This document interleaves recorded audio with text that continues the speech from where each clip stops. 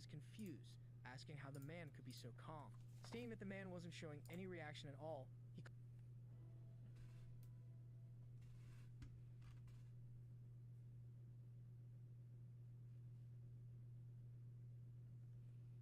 Oh yeah.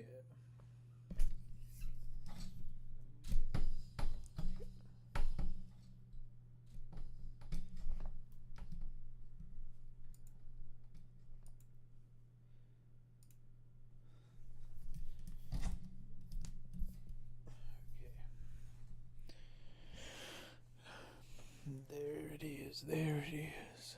Let's see here.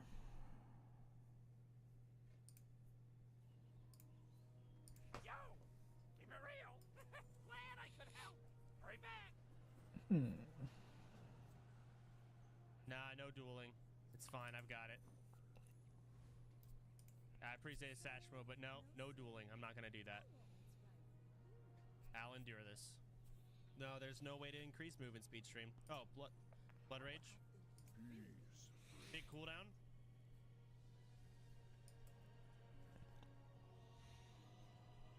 Blood rage is now my sprint.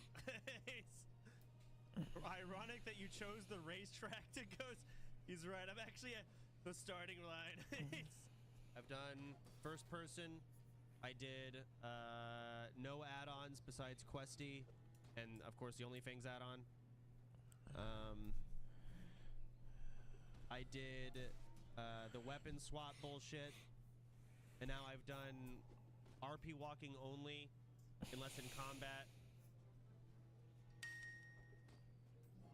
I've done clicking only for a level. There we go. Blood rage movement. So yeah, all that's left now is like real life stuff. Push-ups, Discord annoying like hell, and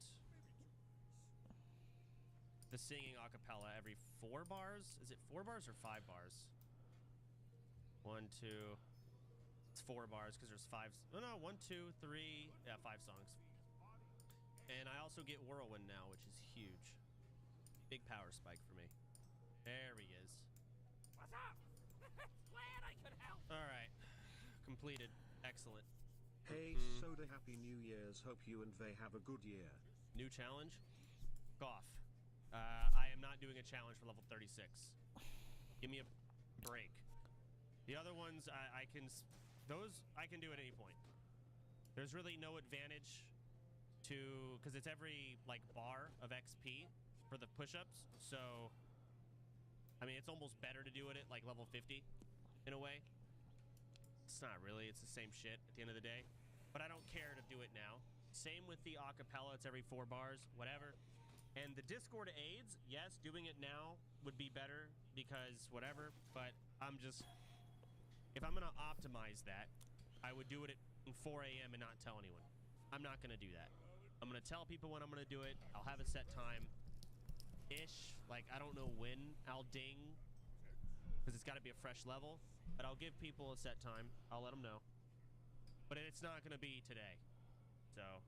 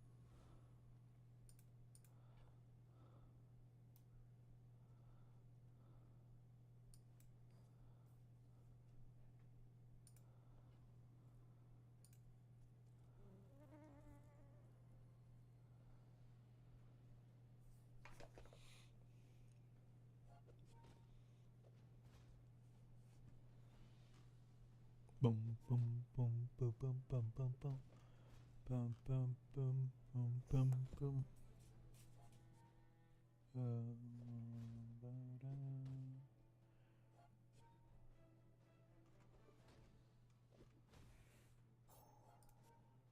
probably shouldn't be allowed to hold office, so we're going to strike him from the nominations, not the election ballot, but the primary ballots.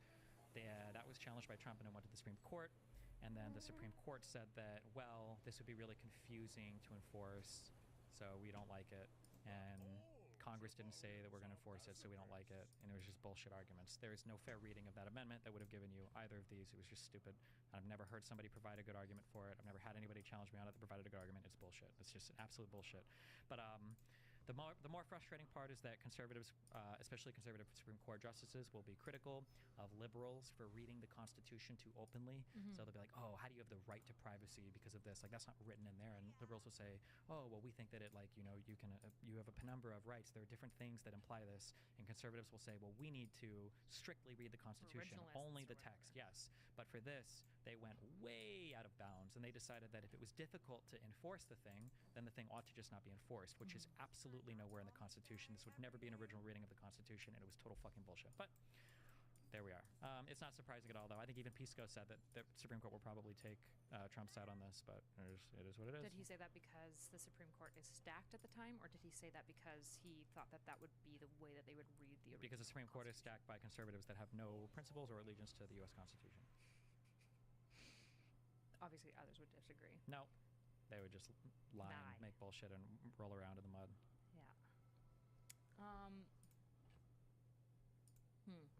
Yeah, it's pretty crazy to me to think about him running for re-election, specifically after January 6th. But I guess I just don't know enough about your guys' Constitution away in super. Well, for January 6th, none of that was real. That was all done by Antifa. They just basically memory hold the entire thing. That's it. There's that never happened in a bad way. Do you feel like the Supreme Court has been, by and large, loyal to the Constitution up until this point? Because I know I hear a lot of Republicans make the argument that like the 60s, 70s, like Supreme Court was very liberal stacked and did a whole bunch of rulings. Even I think like Casey and stuff came under kind of that era, which were very like what Republicans would argue bad rulings, political rulings. Probably. They're probably too liberal. I think that I'm not like a you'd agree that constitutional they were lawyer, probably too liberal? but like Roe and Casey were a little while that looked like legislation. I think I come pretty warm to those arguments, but I haven't read all the cases surrounding those, so I wouldn't be able to give like a super. I'm worried that I'm both siding this, but like I would, based on like the little I know, I would say the other probably times the court was too liberal, sure. But liberal in this direction, I think is a little bit insane. But you could argue it was bad, but bad in the way that they were overstepping the boundaries of what they should be doing and doing things that was really the job of the legislature is one thing, but giving like criminal protection to the President of the United States and axing parts of the Constitution to allow him to run again, I think is a whole other thing. Yeah, of bad stuff. The immunity stuff is pretty crazy. Yeah. Yeah. All right. Also, what happened in 2024? Multiple assassination attempts. And we got this banger of a photo. Do you think that this led to the downfall? No, I think it was. I think we move on really quickly from things. I think that we don't talk about these as much because I think all the shooters ended up kind of being like conservative. If they would have been, I think they were like soft right or whatever. They're like never Trumpers, right? Yeah. Or I don't know if they were never Trumpers, but just like their backgrounds were a little bit messy. Like I think that first kid had like donated to the Democrats in like $10 or $15, but then he like registered as a Republican, so there wasn't a strong like tie-in to the Democrats. So I think that because of that, I think we just didn't care much because Democrats will never like be aggressive on these issues, and Republicans will only fixate on what they can blame on the Democrats. So we just kind of moved on from it. Yeah, it's kind of interesting seeing like I feel like you've got this assassin, you've got Luigi as well, and I feel like increasingly there's kind of like these weird political subgroups where like violence is emerging out of that are unlike any, like when we think about political violence, we think about like extremes on like either end, right? We'd expect like if it's Trump, you'd expect like maybe an Antifa, like a crazy far left person. If it's a liberal, you'd expect somebody crazy far right, typically by and large.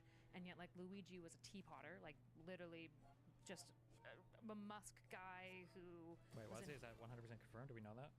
It's not 100% confirmed, I don't believe, because I don't think we've heard from him, but my understanding is that he was kind of like pro Elon Musk, self-growth, but he was mostly part of that part of Twitter subculture. That's the main thing I've read.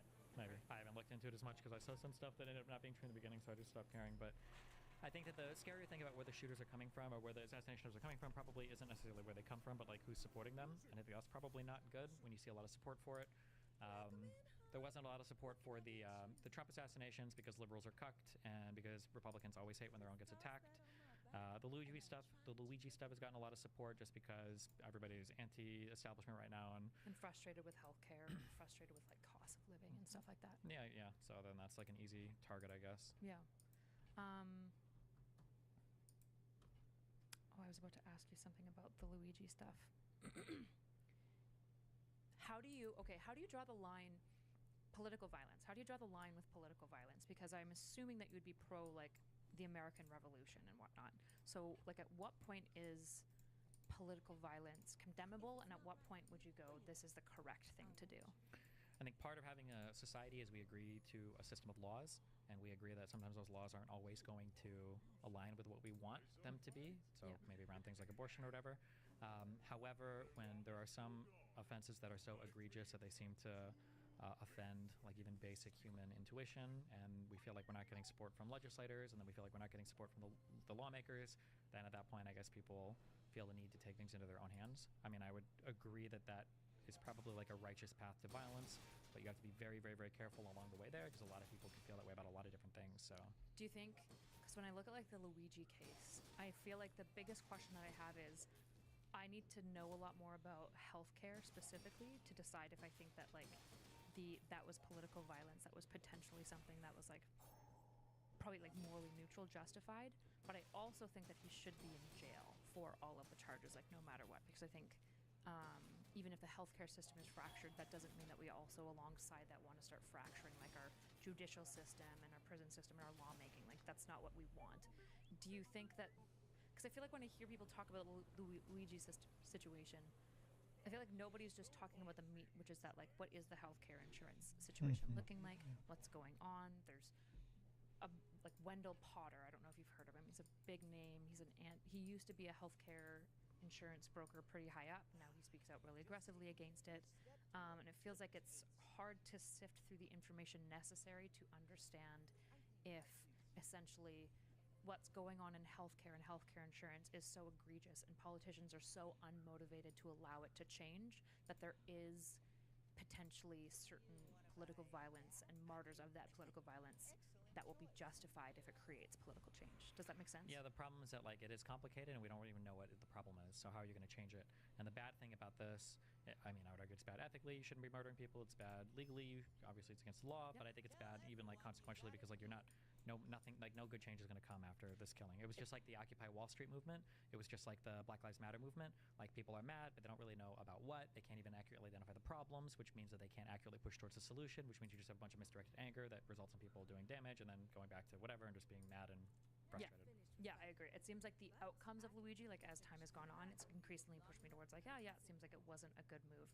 But when you first saw it, were you immediately just opposed to it, or were you open to exploring what the outcomes would be? Or say, actually, change this. Say the outcomes of Luigi's thing was a massive health insurance overhaul, which wouldn't happen, but say that that's what occurred. Politicians got really motivated behind it, became a major talking point, and it did lead to possibly Medicaid being expanded and just healthcare being more accessible to more people in America. Would you look back at Luigi's behaviors and say that might now consequentially be good and make that a justified form of political violence? Potentially, yeah. But again, it's a very careful road you have to go down because now people might view this as being the main driver of change for anything. And I don't think the issue right now behind changing our healthcare system is with politicians. I think that as a people, we're genuinely very unsure of what we want. I think the left definitely would, if a public option is possible, the left at the very least would push for a public option. But the right is constantly torn between these two worlds of... protect the vets. Fuck you guys. Kinda. Have you heard of third positionism? Yes, I've heard of it. Is this the idea of like the third parties and how they like never really take off? Or No. That's okay. that has to do with spoiler candidates. I think third positionists are basically some people use this as a dog whistle or another thing for like Nazi people, but it's basically people who are incredibly economically left, like they would be socialists, but culturally they're very right.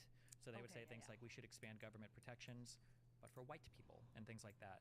And I think that you've got a lot of confusion right now on the right because you're getting a lot of people that might be in favor of fighting the corporations and expanding some government protections, but mainly around like, I'll be generous and say right now, a nationalistic demographic, although things like immigration and the H-1B debate are shaping that conversation to be a lot more insidious. I would say insidious, but racially motivated. Yeah.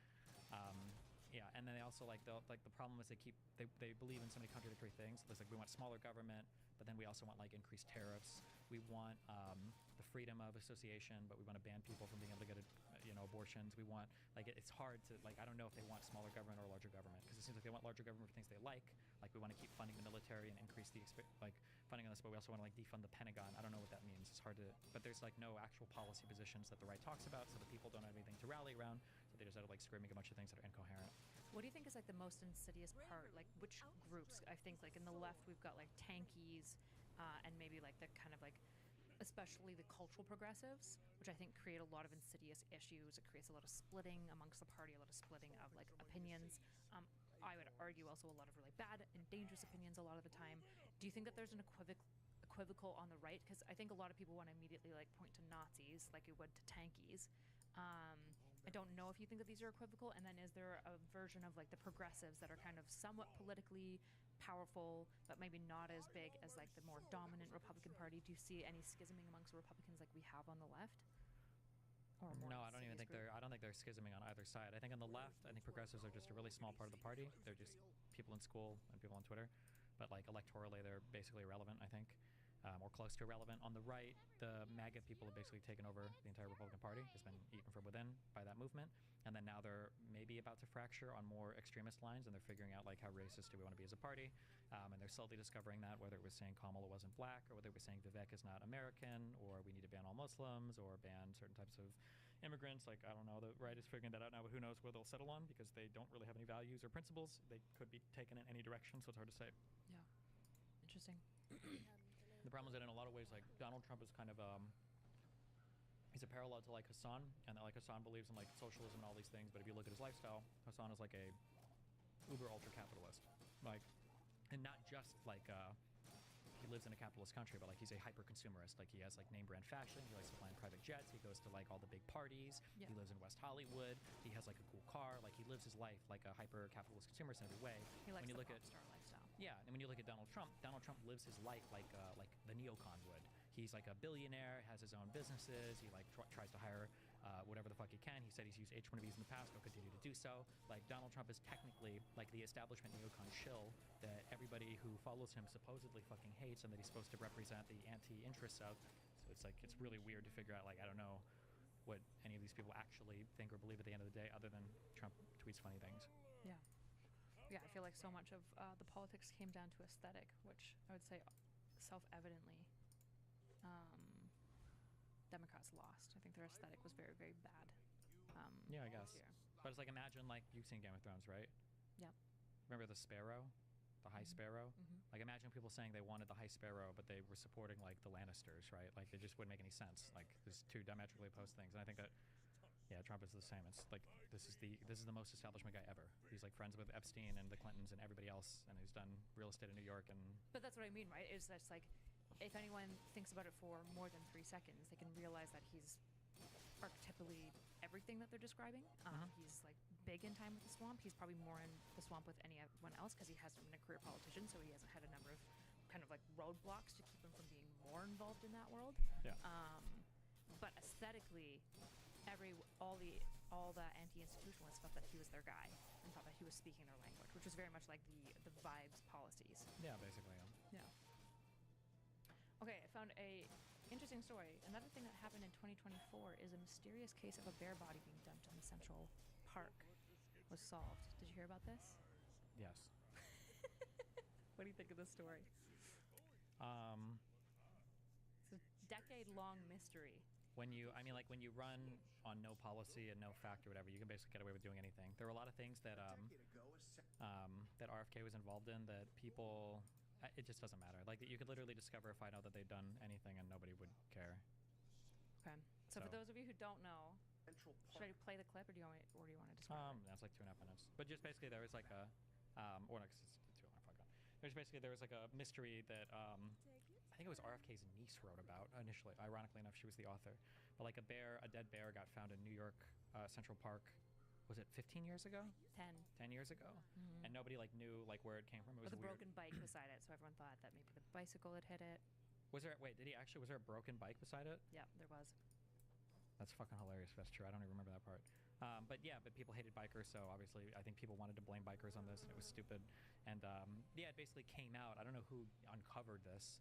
It might have been the New York Times, but when RFK realized that a story was about to be written about it, he decided to go on, or he was on with Roseanne, and he got ahead of it and said, well, here's a really funny story about how I had a bear in my car all day with me, and we dumped it off, and it was just like an absolutely fucking bizarro, weird fucking story of crazy shit. This is it. This is the clip that I'm talking about. Hold on. Confess it. And then he had to go to the airport. I wasn't drinking, of course. People were drinking with me who thought this was a good idea. I said, let's go put the bear in Central Park and I'll make it look like he got eaten by a snake. In the new video, he says he was shocked to discover That's just unbelievable. Unbelievable. But in 2024, that was not the only weird thing that RFK did with animals. He also Oh, the whale thing. beheaded a whale and drove it home. He sawed the head off of a beached whale and drove it home. Yeah. Yeah, he's a weird guy, but thankfully he's our head of Health and Human Services I was going incoming to say, in the United unrelated States. to that, RFK Jr. joined the Trump team. Also talked about getting brain worms, which I think you can get from eating roadkill. Because initially he said that the reason he grabbed the bear in the first place is he was planning to eat it. He was going to skin it and like dice it up and eat it. Which a lot of people actually do in the United States, because you need tags, I think, or permits to hunt. And so if you find roadkill, it's like fresh roadkill. bonus. Yeah, you can take it home and cut it and all that. I don't know. This guy's just weird, though. He's a super weird guy. Do you Yeah. think that if he gets bans high fructose corn syrup, it's worth it? I mean, it would.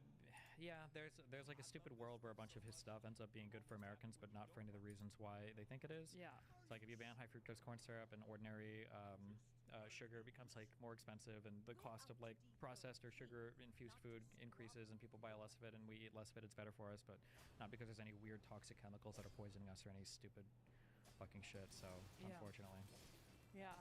I feel like my prediction for 2025 is that if he gets to pass anything, which part of my issue with the entire Trump cabinet is like, who knows? It's just like a giant shithole of who the fuck knows. Like they're all kind of loose cannons. And who knows what they're going to actually pass and what they can pass. I don't even know what limiting factors RFK would have. Is it not official that RFK is in the position until January 20th? Like, is it? yeah, he'll be Up in in the the air? position on the 20th. Yeah. But there's no indication that he won't be in the position. Oh, like that he wouldn't get confirmed with the Senate? I don't believe people are thinking he wouldn't be. I haven't heard that. Like the Senate can't prevent it or anything. No, like they that. could. They could just not confirm him. But they're. But I don't think there's any indication that that's the case right now. Okay. Yeah. Is there any because it feels like when Trump got into power in 2016, everyone was super worried about a lot of the stuff that he did. And in fairness, he pulled out of the TPP. He did a number of things that I disagreed with, but a lot of his policies were like pretty milquetoast, pretty standard. He like handled COVID pretty poorly, but like not so poorly that it was like completely like a disaster. Maybe It was a disaster. You think it was a complete It was a complete disaster. Yes. Really? Absolutely. There's a reason why we know so much about the government under Trump, and it's because Donald Trump, who was supposed to ran on being a business leader, and the thing about a business leader is like accountable at the end of the day, like politicians aren't. The reason why we know about Fauci and why we know about the governors and why we know about these things is because Trump had no accountability for anything. Trump had no consistent plan for everybody to follow. He was a horrible spiritual leader throughout the entire event. He said privately to Woodward that he was lying about there being a whole bunch of infections because he didn't want the people to panic, but he wasn't doing anything behind the scenes to get anything ready. Donald Trump's handling or mishandling of COVID was pretty horrible and disgusting and terrible. There was just very poor guidance from the federal government. There was a ton of like internal fighting, not like the good type or the good type where they're trying to figure out like what the good policy is, but just Donald Trump as being an ineffectual leader. I think it was mishandled really horribly. Like there would have been like deaths regardless, but Yeah. there's just the lack of like coordinated response or coordinated guidance or anything from the federal government, and then the constant blaming of everybody in the government with Trump taking no responsibility for anything. I think was really bad. Okay. Do you think that? How do you feel about? Was it Sweden that had like a very strict like hands-off policy? Like, do you think that Sweden also like poorly mishandled it? I know, a lot of because I know a lot of your indictments are specifically about like the lack of federal cohesion. So Sweden might have had a very cohesive federal policy. It was just the hands-off. It was Sweden, right? I'm not. Sweden is one of the countries that decided to be a little bit less stringent about Yeah. enforcing like mask mandates and stuff. Yeah. Or I think like enforcing like maybe vaccinations. But Sweden had, I think the issue, I think there were two problems. This is what I remember reading about the research at the time. But I think the issue is that one, I think they suffered economically about as much as anybody else because a lot of people were genuinely sick or didn't want to go out, and other countries were like having trade issues as well, which impacted Sweden. And then two, I think their death rate was a bit higher than everybody else in Scandinavia. At first, yeah, it was a little bit higher, and then it kind of like lowered and flattened out. Sure, but I think altogether, I think by the end they had a few more deaths, I think, than the other. I'm not sure. I'd have to look. Okay. But I mean, like the difference is that for those countries, like I'm not going to sit here and harshly judge them because I think they were all trying to do their best. Like Sweden decided for a slightly more hands-off approach. Other countries did way more hands-on. So say Trump had a federal policy, but his policy was super hands-off, like we're not doing masks or anything, which obviously he can't entirely do.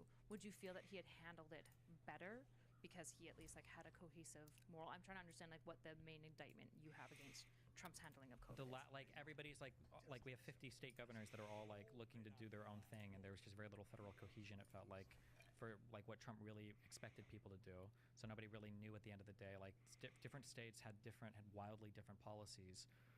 Like I'm pretty sure that like in Seattle, I had to fucking show a vaccine card to even get into a restaurant at the same time that like Florida was fully open for people. And the fact that it felt like the federal government didn't have much guidance on much of these things, it just seemed like it was very. When Biden stepped in, did he federalize a lot more of that? He tried to, but by then, I think the majority of our big lockdowns were basically done. Biden was a lot better, I think, on being cohesive about like getting vaccines out. Like, I think it was 100 days. He promised 100 million vaccines, I think, and that happened within 50 days. But even if I would have disagreed with the things that Biden did, at least it seemed like he was a leader. Donald Trump was not a leader through COVID. He just sat by and basically blamed everybody else and cried and bitched and moaned and denied. Yeah. Okay. So any policy that you see that Trump came out with within 2016 to 2020 that was like decent, do you think was a result of his cabinet, or do you think like by and large his presidency was like as disastrous as presidency possibly could be with the stop guards that we have? I think it was worse than most people would have honestly thought it would have been. I think that the foreign policy was abysmal. I mean, I think there's something called like the First Step Act, I think, which was fine. It had to do with like helping prison reoffenders or something for federal prisons. I think was okay. But I mean, like other than that, I mean, we got like tax cuts. He tried to kill the ACA. He was obsessed with the border in the dumbest way possible and didn't get anything positive done there. Yeah, it just wasn't much to. Yeah. Like ideologically, he doesn't know like how the government works. So I mean, like, how can I even look to this guy for any good governmental change? Like, he had no idea what he was doing. Do you think the next 4 years will be worse than his first term? Obviously, I'm asking you to predict, which is tough. Yeah, my guess would be yes, but who the fuck knows? It could, like, anything could happen. What could stop guard it other than like an assassination? A civil war inside the Republican Party prevents them from moving in a strong direction on anything they want to do because they're so torn against themselves. And this H-1B visa bodes poorly for their unity going forward. I think a unified Republican Party under Donald Trump is really scary because it's probably the most significant threat to like the United States of America, or at least as it was envisioned by the people that found the country, would be like a Trump leadership that is like united in what they want to do. But who knows? So the outcomes that you see as possible, worst case scenario is a unified party under Trump. Do you see it as a total erosion of the democracy? Is that like what? I think it already has been in a lot of ways. You have a convicted felon who has secured some powers from the Supreme Court that a president or no person in the United States has ever enjoyed before. I think it was a referendum on how we feel about fake news and misinformation, how we feel about leaders that don't take accountability or responsibility, how we feel about leaders that just lie to us. Like, Trump kind of embodies the worst of everything that it could be to like be an American. Like, he's like the worst of all of that, and our country basically co-signed it. Like a braggadocious idiot that takes no accountability or responsibility for anything and is ultimately self-serving at the end of the day, which is what you would expect from, I guess, like a billionaire real estate guy from New York. And then did so with a guy who bought up like a media company, turned it private, leveraged it to help Trump win. A lot of weird foreign intervention. It's just like a lot of really bad stuff that all kind of like was, I think, validated in the last election cycle. Yeah. So, worst outcome, civil war, decay of democracy. Could you see him finding a way around? Because I know Ben Shapiro's biggest pushback on you about Trump, I think when you guys talked, was you were like, yeah, but January 6th, and he was like, yeah, but he couldn't. It didn't. I mean, happen. he did. He's got two. It did happen. He got 2 terms, and then he's It's done. the first time I think maybe in 200 years that the certification was pushed back a day. It was. He failed in other ways, but I think that was largely just due to his cowardness and incompetence than anything else. But I mean, yeah, who knows? Hard to say what'll happen. Yeah. because I know Ben Shapiro's biggest pushback is basically, yeah, but like basically the government will stand. Like there's enough stop guards that even if he does try to steal the government again, he can't. Yeah, but now that he knows what failed him last time, now he's trying to work around that this time. There's a reason why he chose a vice president that explicitly said he would do what Pence didn't do. The reason why he's looking to staff the government with people who would explicitly allow him to do the things that they blocked him from doing last time. So that's kind of the concern, yeah. Do you think the military, because like the final question with that is if it evolves all in that direction, do you think that the military would take like civil force against people if they rose up and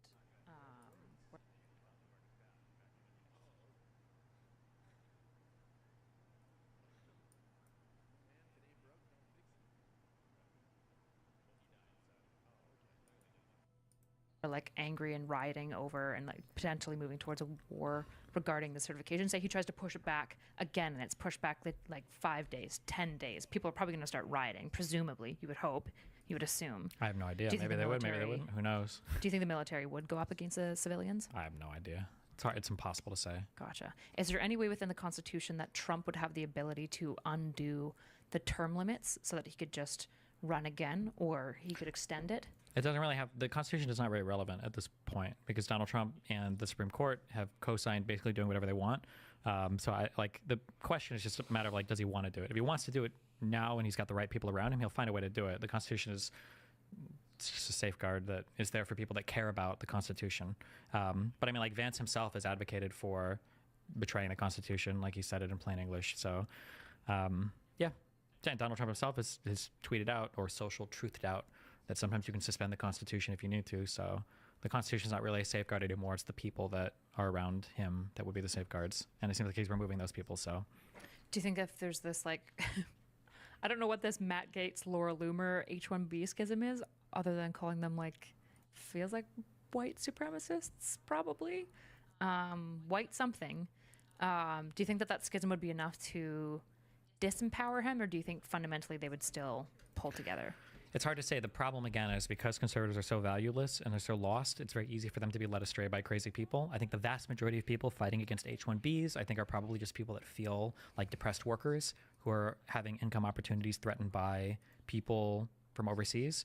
I don't think the majority of them are racist or like Nazis or whatever, but I think a growing chunk of the conservative MAGA movement are Nazis and a decent chunk of them are just racists. And I think that the just racist and the Nazi people can work together and bring more people into their movement without the other people even being aware that that's what's happening because they're so kind of like lost on everything else. So we'll see what happens on that. It is really funny though that 10 years ago, who did the learn to code thing?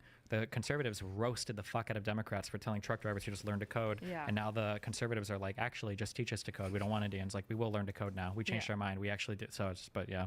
Yeah. Is there, if there are other felonies, like the Matt Gaetz investigation, or my understanding is that RFK is being investigated, or maybe even like openly admitted to molesting a babysitter or anything, are all these positions open to be filled by people if they have like actual felony charges? I know that Trump can pardon them. I'm trying to understand like what would be the effect on Matt Gaetz's position if the FBI investigation finds him guilty of like, I don't think there is an FBI investigation. I think that's just the subcommittee. That was just like a Senate or congressional like ethics investigation. That's not the same as like a DOJ investigation. The FBI is a part of the Department of Justice, and the Department of Justice is part of the executive branch. And so the head of the DOJ, the head of the Department of Justice, is the Attorney General, who will now be taking orders directly from Donald Trump. So if he doesn't want somebody investigated, then they won't be investigated. If they want to investigate somebody, even if that means fabricating things like they did with Hunter Biden, then they will investigate them. It just depends on what his feelings are. But there will be no federal investigations of Trump loyalists. Trump has already signaled that he will pardon you if you lie for him, like he did with Roger Stone, and he will kill investigations into you if he feels like there's no wrongdoing, like he tried to do with himself with firing Comey. And he's not going to investigate you if you're loyal to him, and he'll come after you if you're not, like he did with Hunter Biden. So yeah, all of this has like already been done. Yeah. Gotcha. Okay. Another thing that happened this year was Musk. Did Musk buy Twitter this year? Or was that last year? It's got to be last year that he bought Twitter. When you say last year, you mean 2023? He probably bought it in 2022. That'd be my guess, but I don't remember. When 2023 is a long Twitter? Year. He might have bought it in 2023. It was 2022? Okay. Yeah, it was 2 years ago. So many different great things. Where is he? Come on up here, Elon. He created the first major American car company in generations, and his rocket company is the only reason we can now send American astronauts into space. Come here. Take over, Elon. Just take over.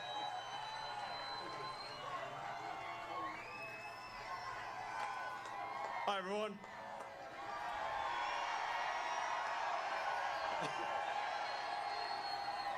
Did he rebrand his hat to being black because he likes Because he's X? dark MAGA, is what he said. Dark MAGA or whatever. He's so good. He's like actually the pastor's son who just didn't quite get bullied enough. His name is Elon Musk. This jump though is so cute. American car And so company in bad. generations, and his rocket company is the only reason we can now send American Wait. astronauts into space. Just a real quick thing, because I see some dude who's been arguing forever in YouTube chat. EESIII, this guy that you're arguing with, Charlie, he's just repeating conservative talking points. Nothing that he's saying about that 14th Amendment ruling is true. There's no part of that that says that the insurrection has to be a charge, or that he has to be convicted of a crime, or that a government has to agree with it. There's absolutely no language in that whatsoever. Instead of letting him provide that positive, you should ask him to source in the 14th Amendment where it says that. He won't be able to. He's just repeating dumb shit that he heard from dumber people. Sorry, go ahead. Okay. Trump won the election, obviously. How did you feel about the election stream? I thought it was, for the most part, fun, the last half of it. Yes. Okay, Vadim. Yo, Vadim, pull up Arizona, please. Hey, Vadim, show me Georgia again. I just want to see it. Show me the outstanding in Georgia. Show me the outstanding. Okay, yeah, wait. Okay, Vadim, come over here. We need to check out our second path. Go back. I need to know that. Oh, sorry. I'm so sorry. You went back. My bad. Show me all of Pennsylvania. Vadim, talk to me. Show me Michigan. Show me Wisconsin. That was a toss-up. Vadim. Don't show me Georgia anymore. I don't need to see this. Go back to Wisconsin and show me something good. Vadim, they finished with all the Republican votes for Wisconsin, right? They're counting those first. Vadim, be gentle with me. No, show me Pennsylvania. God damn it. That's what the people want to see. Show me. And we're looking freaking cooked on this. At what point did you know the election was over? Which swing state? Well, I mean, like, it's easy to say this in Hindsight? retrospect, but the first signs of trouble were the very first reporting that Miami was 50-50. That was really bad. What is Miami? Is it usually much more blue? Miami-Dade? Miami-Dade is, yes, it's not supposed to be 50-50.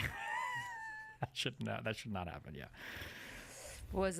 There's a huge Latino population, right? Which was like one of the biggest shifts, right? I think so, Latino yeah, in males, some states, yeah. Older Latino males. Other news in 2024? I'm telling you, I don't have that much that's good. There was major layoffs in IT that continued.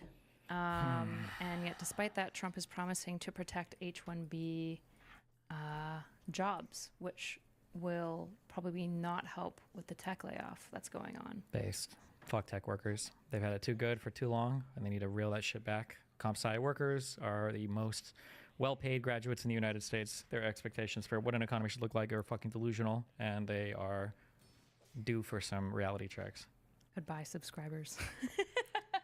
I actually mostly just agree. I feel like most IT companies during like the Silicon Valley like bulge, there was a lot of hiring that probably wasn't necessary because there was so much extra cash. There's just like so Yeah, they're making much money. the growth that these companies are experiencing. Like the S&P 500 is led by so many of these tech companies. It's just absolutely insane.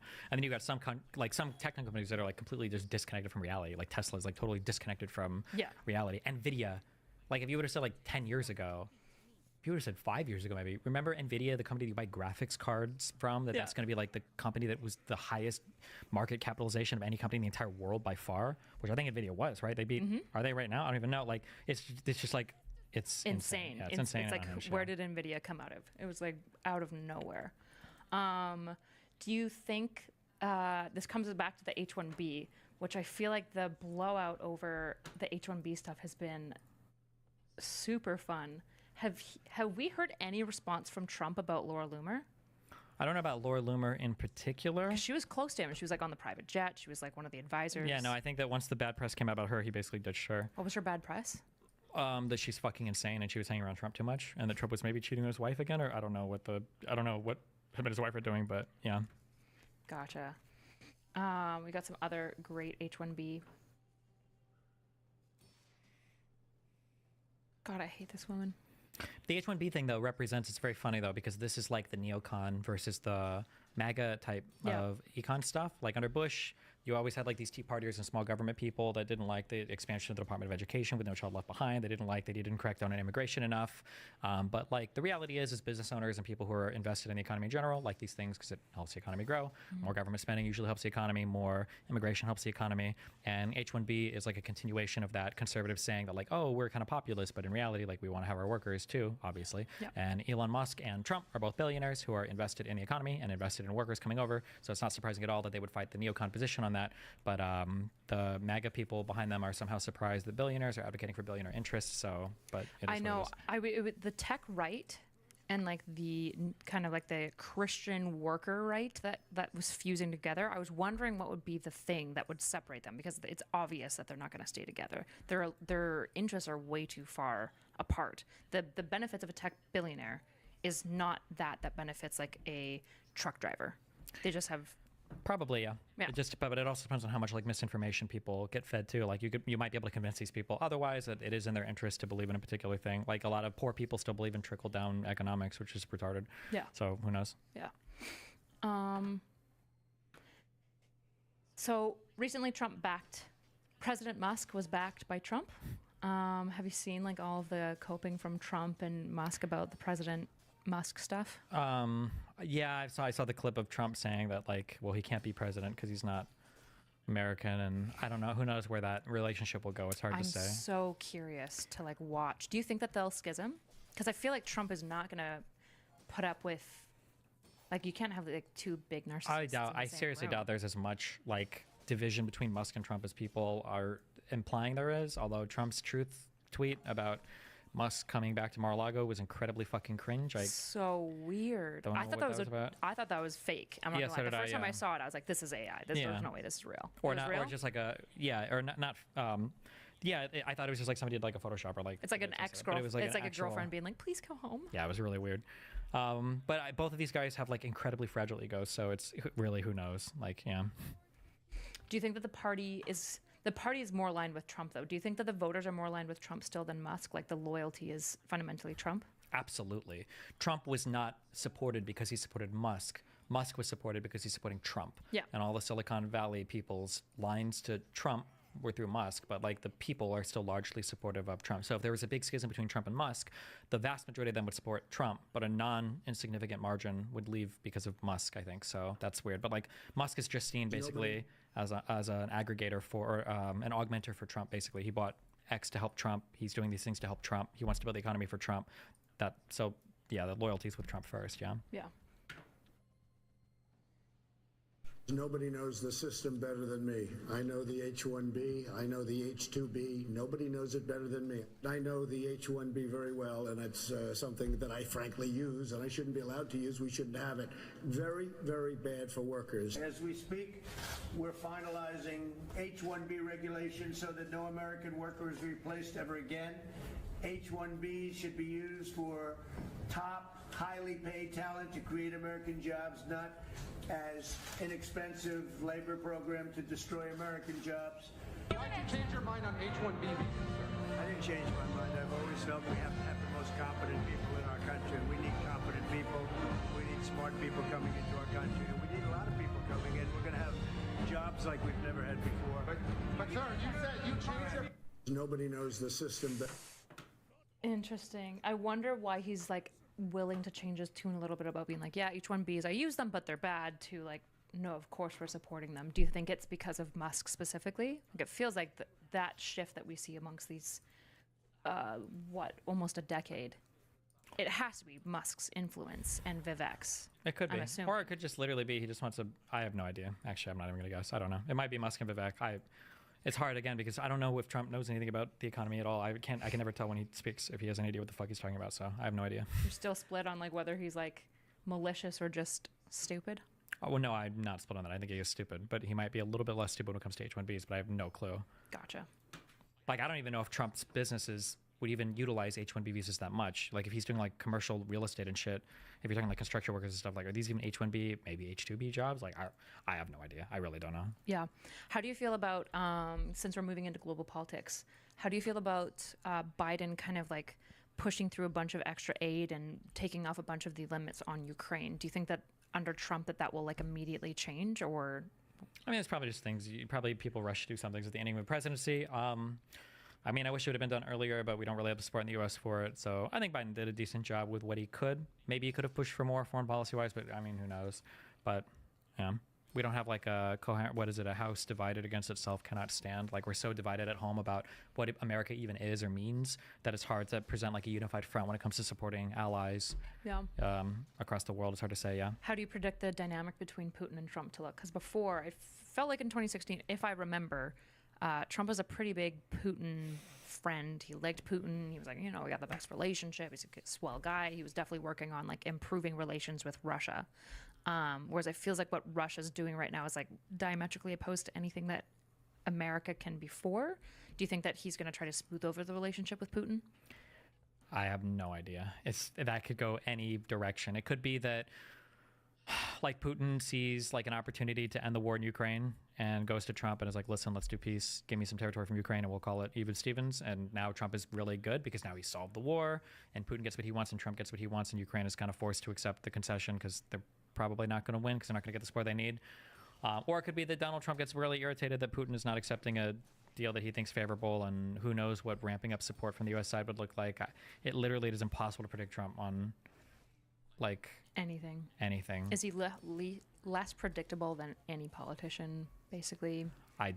Broadband or less predictable? I don't know. The problem is I just don't think he has a lot of knowledge of these things, so it's hard to like if I were to say that like I'm having issues with like the studio computer and I give you like 5 options for how to like reformat the disk, I have no idea what you would pick or why you would pick them. Same thing with Donald Trump. I have no clue if given like some outcomes for Ukraine, I have no idea why he would pick them or what he would say. Or if you were to ask me like a good training modality or therapy modality for a patient, I would probably pick the most complicated. Like I don't know. I don't know how he would make any of the decisions. I truly don't know.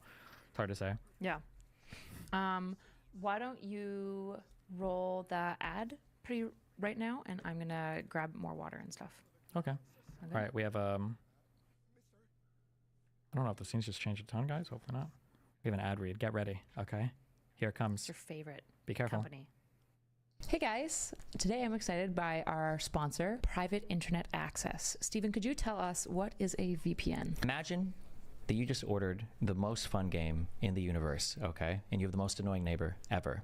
Imagine that video game shows up outside and the whole world can see the game that you ordered, including your obnoxious neighbor. Private Internet Access is a VPN service that allows you to encrypt all of your traffic and disguise your IP address from people that might be peeking in on the internet. Private Internet Access is one of the most transparent VPNs on the market. It is one of the few that has been proven in court for its no logs policy, and it's also been audited by Deloitte. It's been downloaded at least 30 million times, and you can use it on every major platform. Unrelated to this ad, actually, I had a friend that I reached out to who's very tech savvy, and they personally actually recommended PIA as a VPN service. So I was really excited when they reached out to me because I felt like I could organically promote their company as it's something that I've used. One subscription protects unlimited devices, making it an ideal subscription for anybody who's serious about online privacy. Private Internet Access isn't just about security. It also allows you to bypass any regional locks on content that you might want to watch online.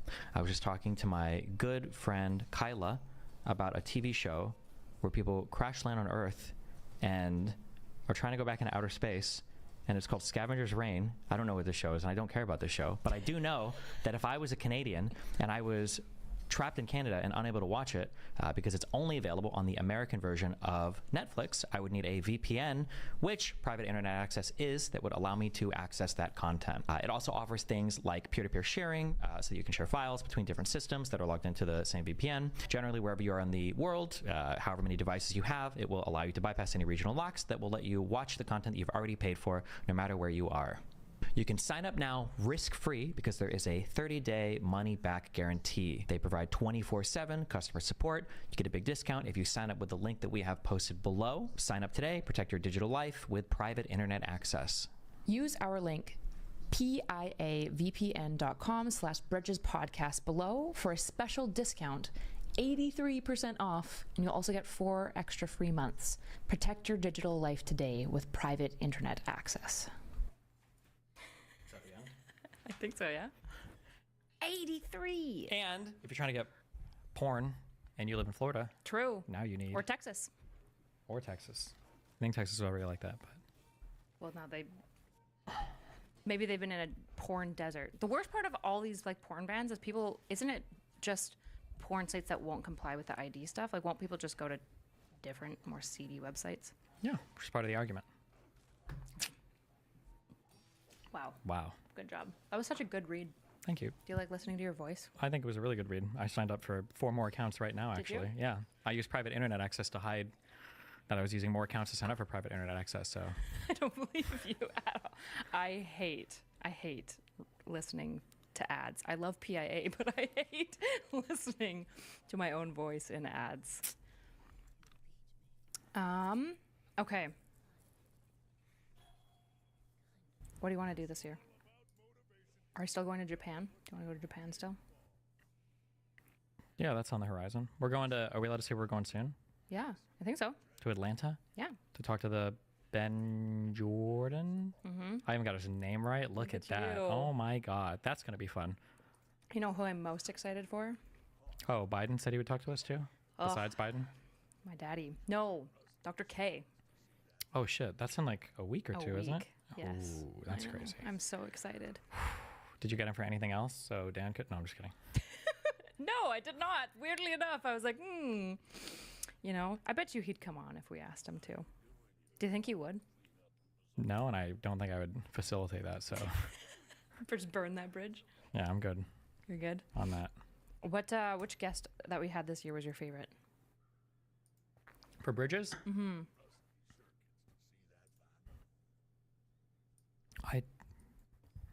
Is it in good taste to say?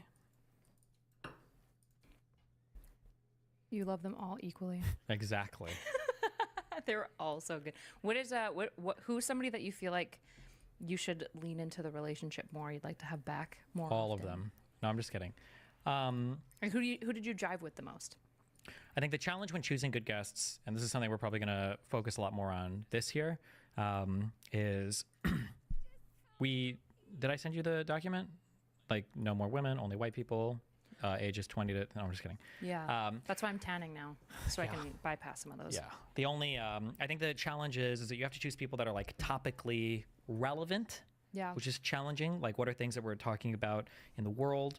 And then also choosing people that are entertaining. That's very difficult. It's very easy to find people who are like knowledgeable and will talk about things, but are hard sells like entertainment wise. But I feel like our evergreen episodes are actually the best. So like I feel like before when I was booking guests, I was trying to think about like to some degree current events and somewhat booking around it. Like, you know, as we come up to the election, trying to get political people, which became a nightmare. But our best performing I episodes totally are... take back what I said. Never mind. The relevance actually doesn't matter. Okay. It's just the entertaining part. Yeah. Because our best ones were probably Flint and Milo. Flint, and then after that is actually the Scientology video. Yeah. Flint and Milo were just, both of them were amazingly entertaining guests. So was Ryan Macbeth. Like, yeah. But like these people could come on and probably talk about anything and it would be entertaining. Like we could have like a movie rating stream with like these people and it would be probably funny, good content. Yeah. I know. It's so tough because there's a lot of people that will come on and their content's like pretty good, but they're like only so-so to engage with. Mm-hmm. Do you think that if we spent more time with them, something Drag was talking to me about in Toronto when I was visiting him, which was like, he was like, you should have guests around like hanging out a little bit more so that you like build a bit of a dynamic before you start trying to film so that it feels a little bit more natural. Because it seems like the main people that we did really, really well with, like Milo is somebody that if you meet Milo, he's just like one of those like ultimate charismatic type characters. Like I think anyone could talk to him about anything at any time and it would be interesting, fun, and he's easy to banter off of. Yeah. Actually, I guess now too, this is kind of stupid now, but now when I think about it in retrospect, these guys are also entertaining because it's their jobs too. Mm-hmm. Like I think Milo is obviously a big YouTuber. Flint was trying to get it more into YouTube, but he had a mind for it as well. Like he talked about all the prep that he did to go on Joe Rogan's show. Ryan Macbeth is obviously YouTuber.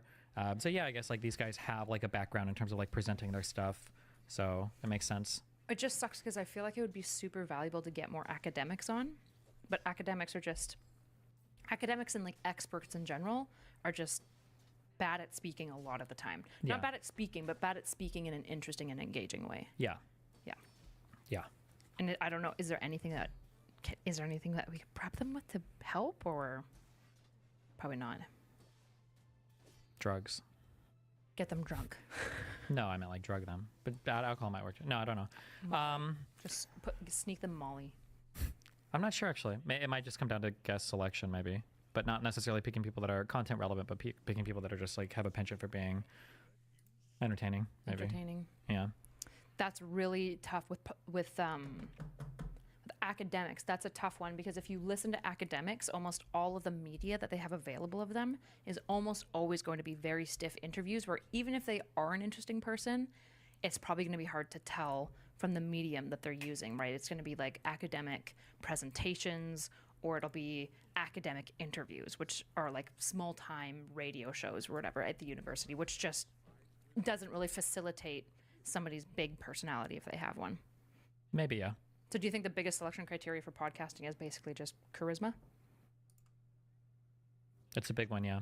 This is probably also why people tend to like make the rounds. So like when a guy shows up on one podcast and he's entertaining, like everybody wants him on because he's like, oh shit, an entertaining guest. And he like makes the rounds.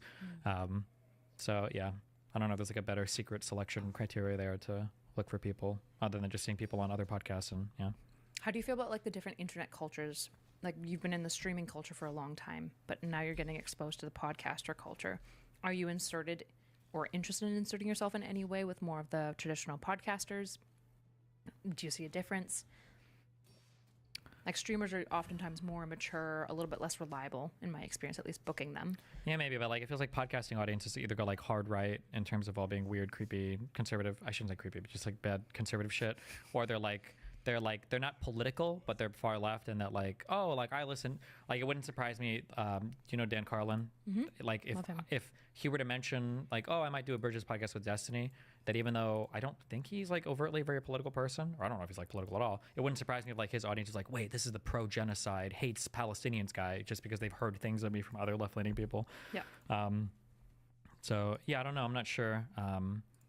What? That's got to be why he's not getting back to me. Probably, yeah, because of the Israeli takes. It's Yeah. your fault. Yeah. Yeah. He's gonna do a history on Israel, and we'll know. We'll know.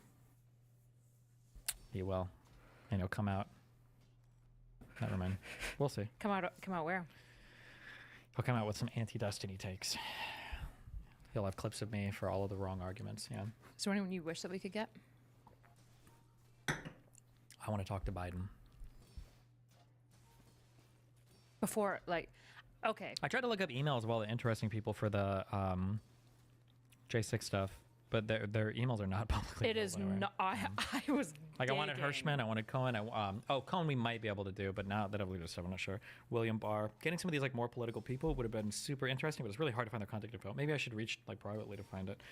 Yeah, I don't know. It's like a nightmare trying to find, especially J6 people. Like anyone who's currently political probably won't want to come on the show, and if they do, it's just going to end up being like super soft. Super soft. Maybe on the back of this New York stuff I'm going to be doing, maybe I'll have, because every time I do a little bit of like political stuff, like other political people start to notice and reach out. So maybe that'll lead to stuff. Yeah. Yeah, we're having Terry Susplat. Do you know who that is? On. He's the speechwriter for Barack Obama. Oh shit. Okay. Yeah. Friend of the community, Bing, helped connect us with him. That's cool. That'll be interesting. Yeah, but I wonder if he'll also have some advice about how to get Obama on. True. You had Obama on, what would you ask him? If actually, I'm going to change it. If you had Obama on and you could ask him a question and you were guaranteed that he wouldn't PR answer you, he would give you like the real answer, what would you ask him? What was the biggest reality check that he got while being president of the United States? I'm sure that he came into office with some naivety. Everybody does for every job. And I'm sure there was something that he saw that dramatically changed his perspective. Something maybe related to, not that I believe this is true, but maybe like for Guantanamo, like maybe he comes in like very much like torture is wrong, we can't do this, or blah, blah, blah. And then he sees like, maybe they did stop like some crazy terrorist attacks, or maybe it is really hard to manage these, and they're like, fuck, I can't change by it. This is like crazy. It would just be interesting to hear of the things that he went in thinking that one thing on, and then after being exposed to things, his mind changed dramatically. I feel like it would be interesting hearing that, yeah. Where do you feel like your mind has been changed the most in the last year? Like, do you think you were where was an area that maybe you weren't naive, but at least like you had a position that now a year later you would fully disagree with? Is there anything? I don't know. I feel like one of the best things I've done over the past few years is like I'm trying to match my convictions with my beliefs. So anything that I've had my mind changed on, I think it probably is something that started off as like a pretty low conviction belief. Like, What do you mean by that? Like over disparity the of Luigi conviction stuff, like people have asked me like as a kind of peripheral question, like how do you feel about the death penalty?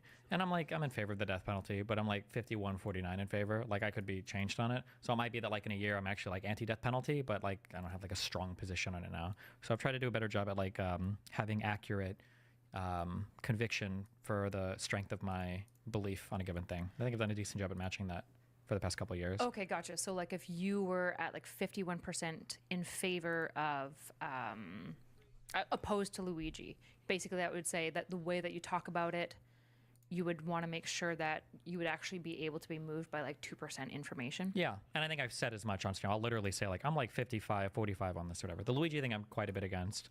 Although I'm open to having people change my mind on it, but yeah. Okay. Interesting.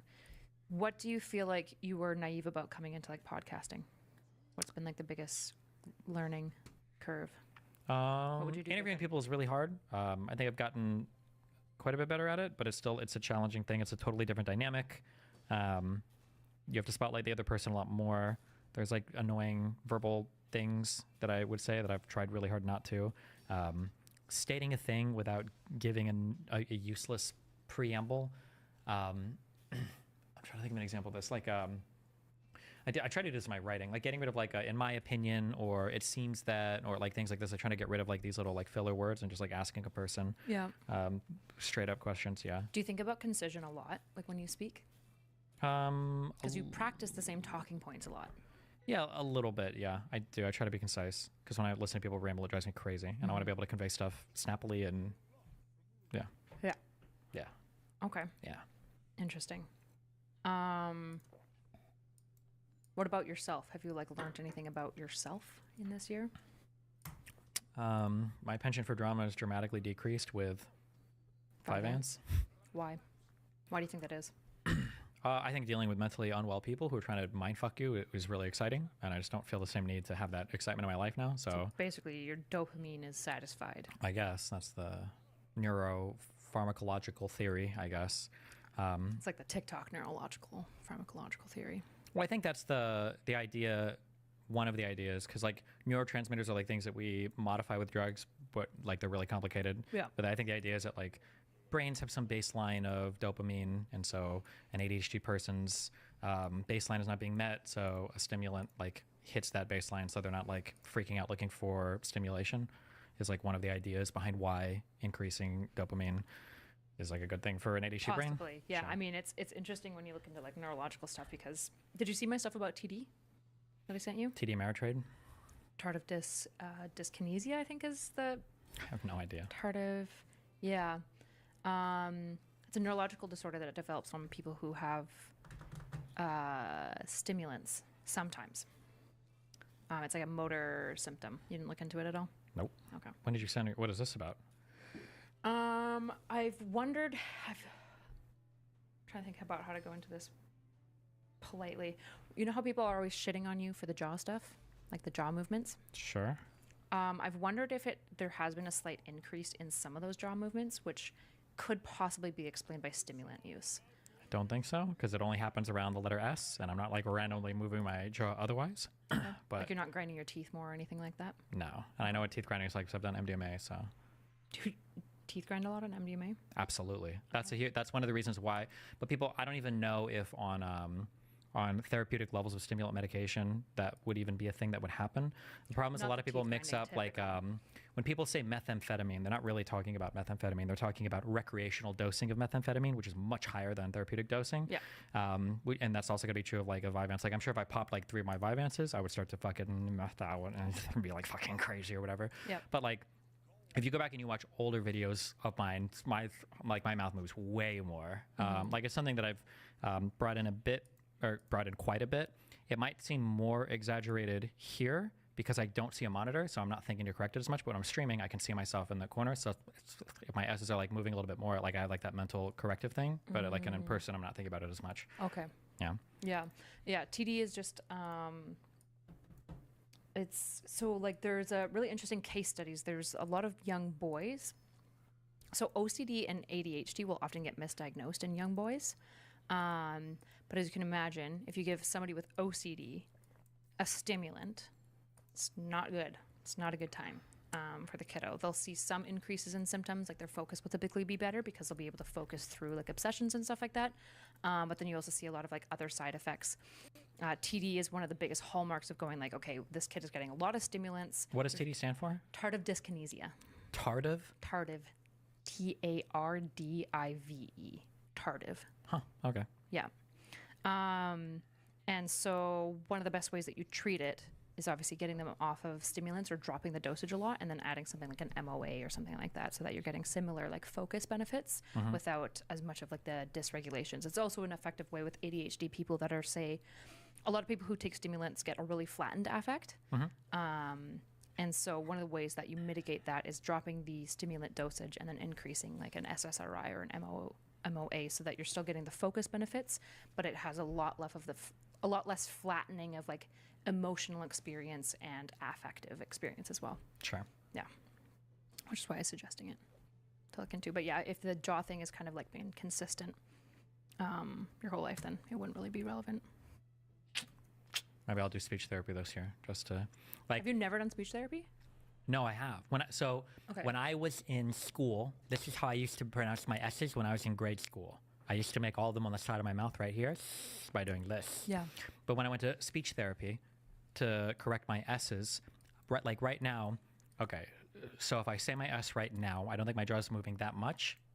Yeah, but I'm still, the placement is not correct. It's on the side of my mouth. So if I'm not thinking I'm really speaking really fast and I'm doing a really big debate, I'm trying to, like, my jaw will move a little bit more. It does come out more when you're, like, yes, going quick. because my placement is wrong. I know how to place it correctly, but when I place it correctly, I will sound like I have a lisp. So right now it's placed on the front left of my mouth.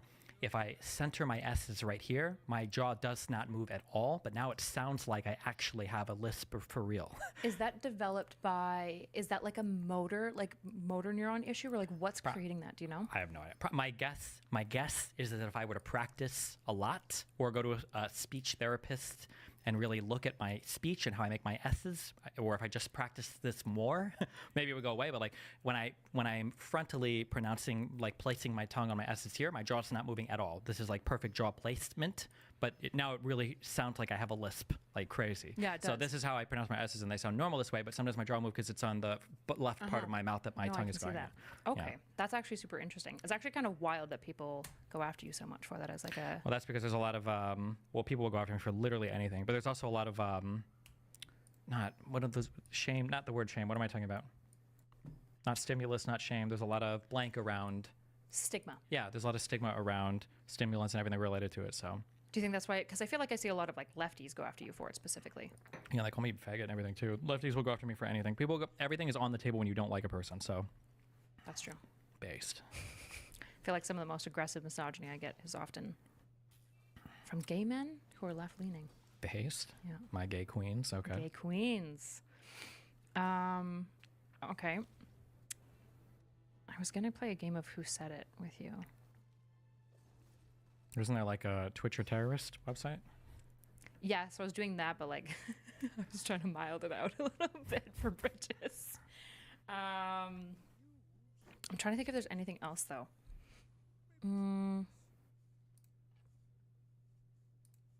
I feel like one thing that I have been learning in the last year, specifically in like working with you, is the mindset between, I've noticed there's actually a really big distinction between like how you work as an academic and probably also a counselor versus like somebody who's more entrepreneurial. Because I feel like this year I've like come up against a lot of like roadblocks as far as like being uncertain about what to do, which has like slowed a lot of my work. But in academia, if you're uncertain about what to do, you typically go to the professor, you get like an outline of what to do, and then you go forward.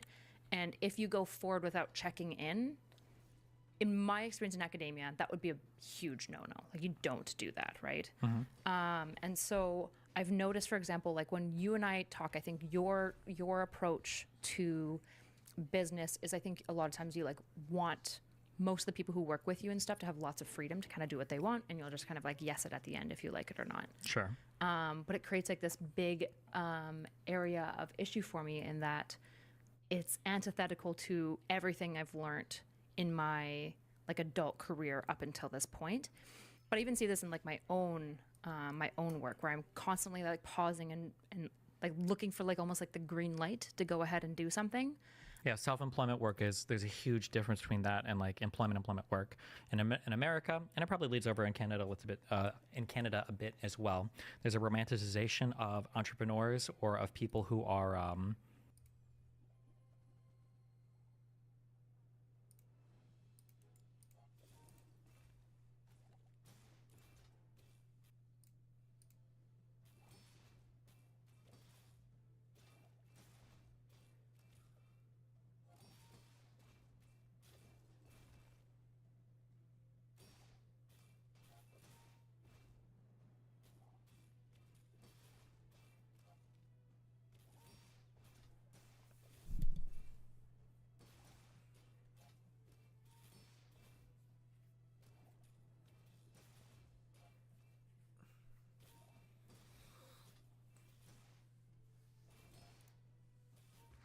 So like,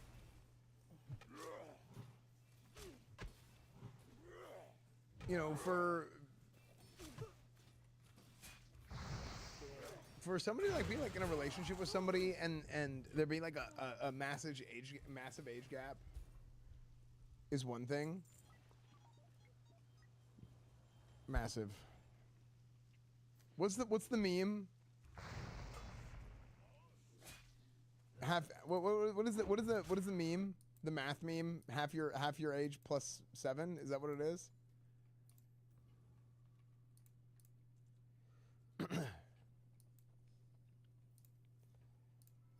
So let's take 25. What is half your age plus 7 of 25?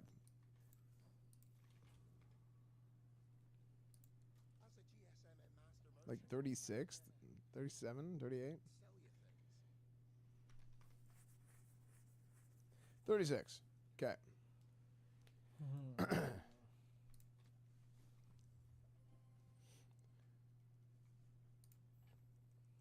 Wait, was that wrong?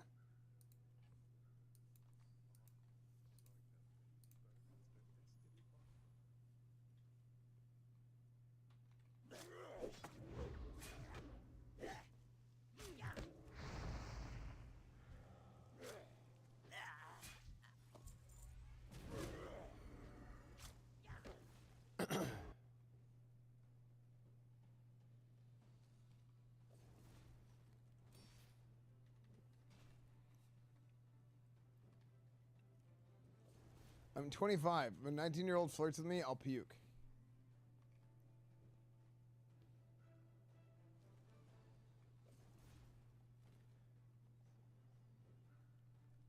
Are you a girl or a guy?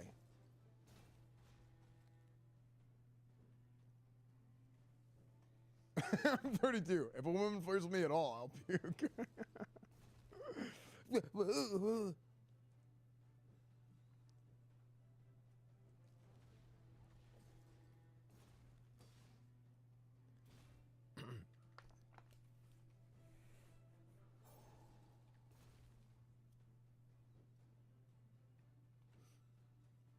It might be because, oh, that is the age of, oh, maybe, yeah, I guess that would be different.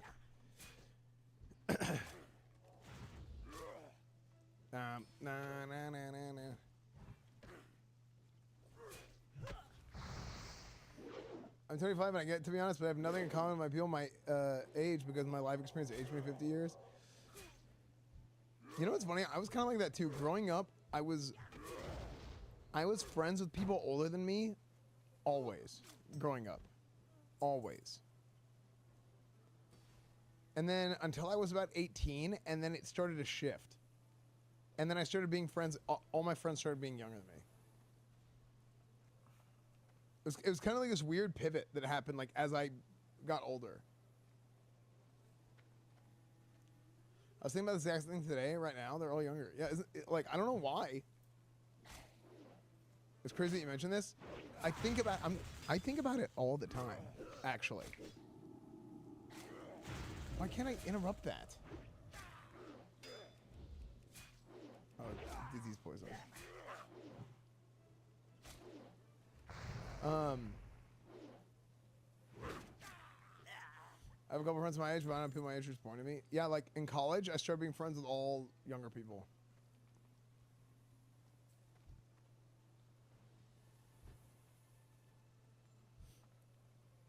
Does age matter?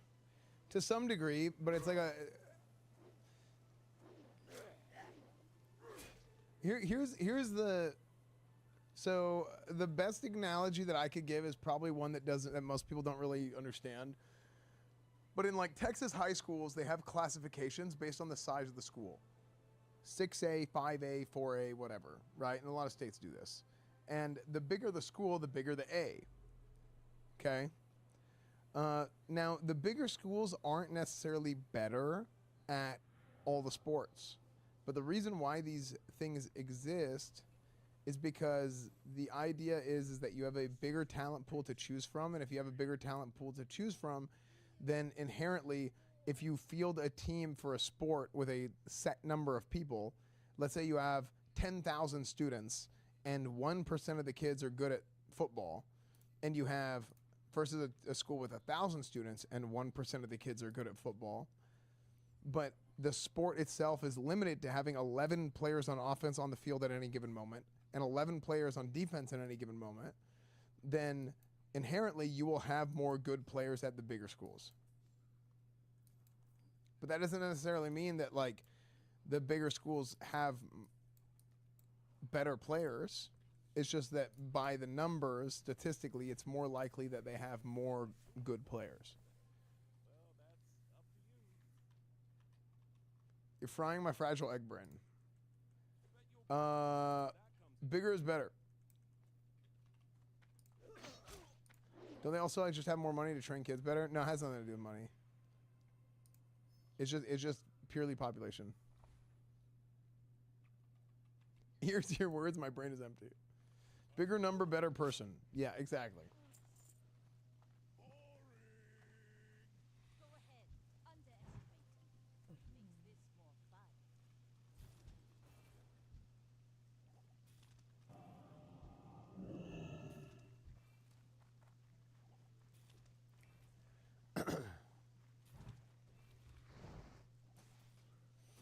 Yeah, I'm talking about high school.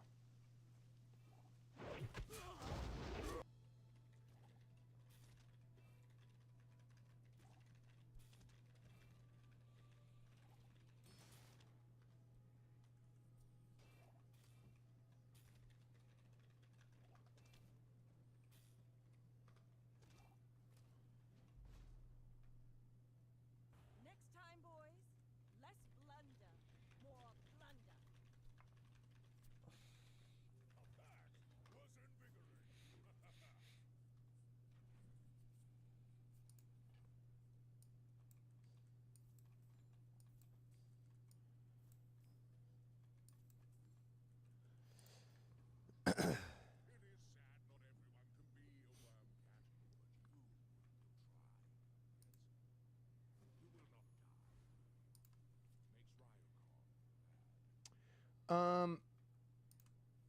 Off topic, but we get a Madden franchise soon to play outside the corner. I think I want to do a CFB. I barely played Madden and college football this year, but especially college football. Now it's crazy because we never even won the Super Bowl in Madden.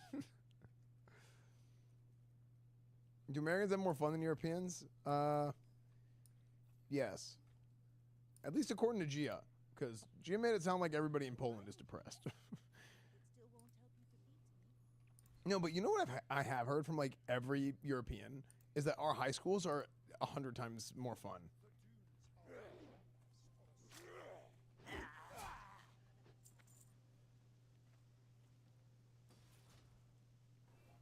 Thoughts on CFB so far? It's incredible.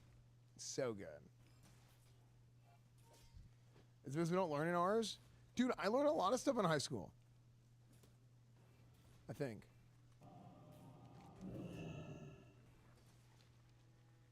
like. Signs.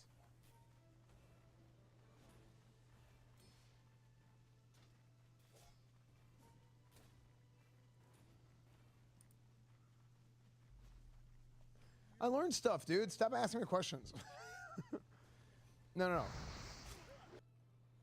I don't like talking about school.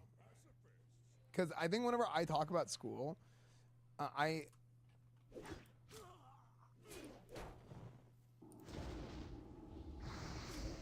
when I talk about school, I had just such an amazing academic experience that like it makes other people jealous. Only thing I learned in high school is heartbreak. Oh, look at me. Oh, I'm Cheez-Its Chalice, dude. I was a ladies' man in high school. I was getting all the girls. Oh, I'm so cool and popular. Oh, freaking kidding me? Bragging to everybody, cheese. Unbelievable.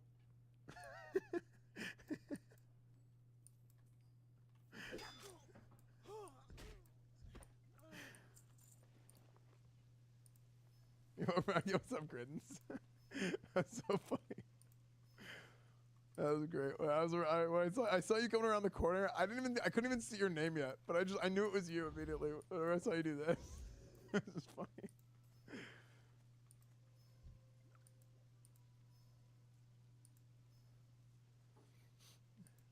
Yeah, no, American schools vary a lot, but I mean, like, okay, jokes aside, no, dude, I learned a lot in school. I learned math.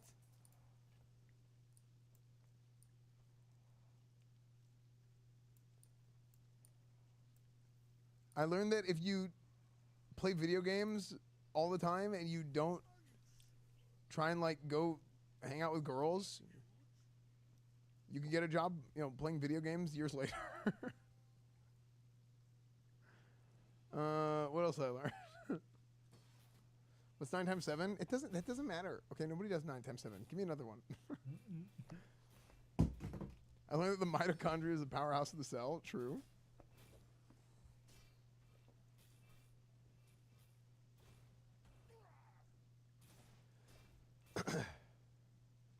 As a coach, you learn to interact with people. True. No, I'm being weird. I'm being like stupid on purpose.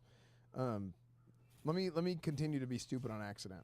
No, I do think there's a lot you learn in school. I learned about coolmathgames.com. I learned that P is stored in the balls. Dude, it's stored in the shaft, you idiot. Why does nobody understand this?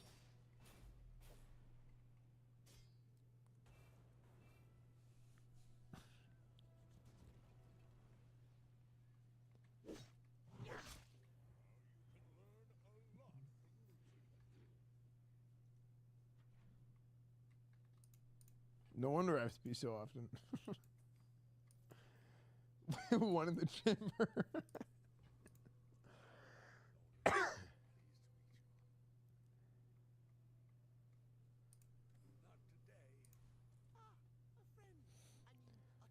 Learn stuff you forget you learn in school. Yeah, but dude, learning is so important because, like, look, learning is not about what you learn. It's about how you learn it, right? It's about the style. It's about the swag.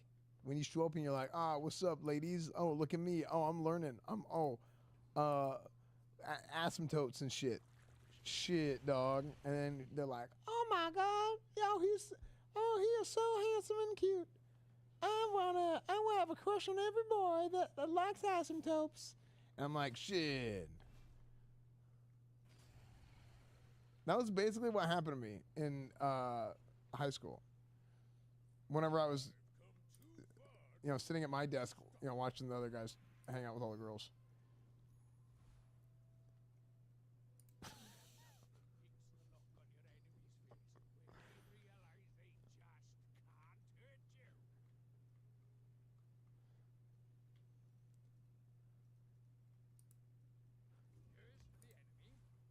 After extensive stress testing research, pee is stored in my diaper. Also, shit is stored in my diaper as well. Who shit my diaper? Dude, the baby voice is such a good DTS.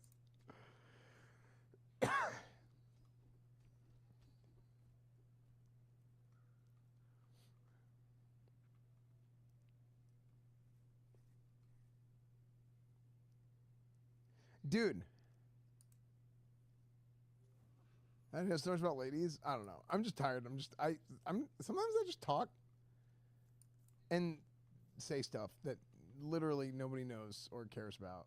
Or it doesn't even matter, because who even knows what they're talking about ever?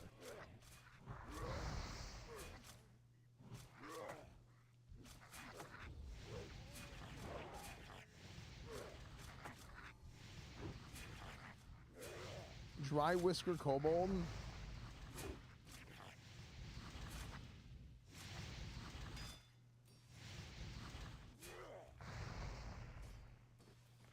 Okay.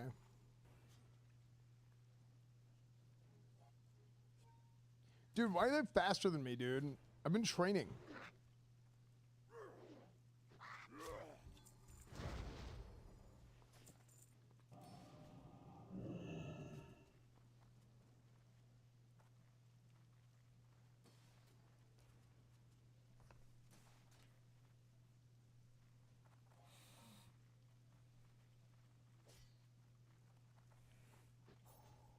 Think you'll make raid?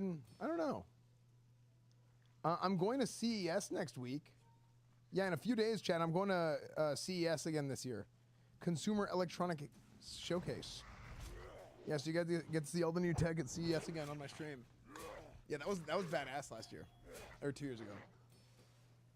I have a crush on every boy.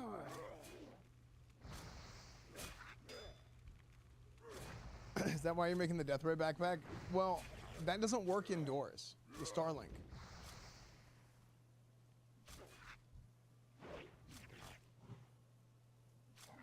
Tingle Squad. Jensen Huang and his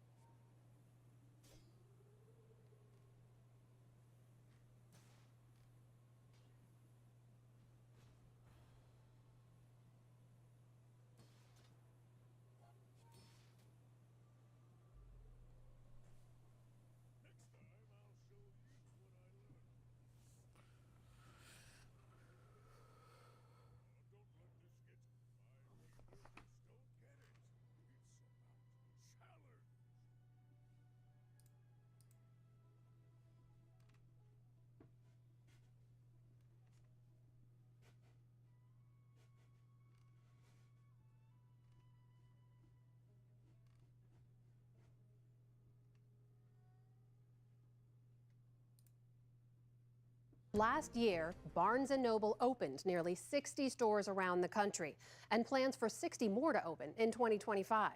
It's the latest twist in a long-running saga for a company that's been a bellwether for the book business.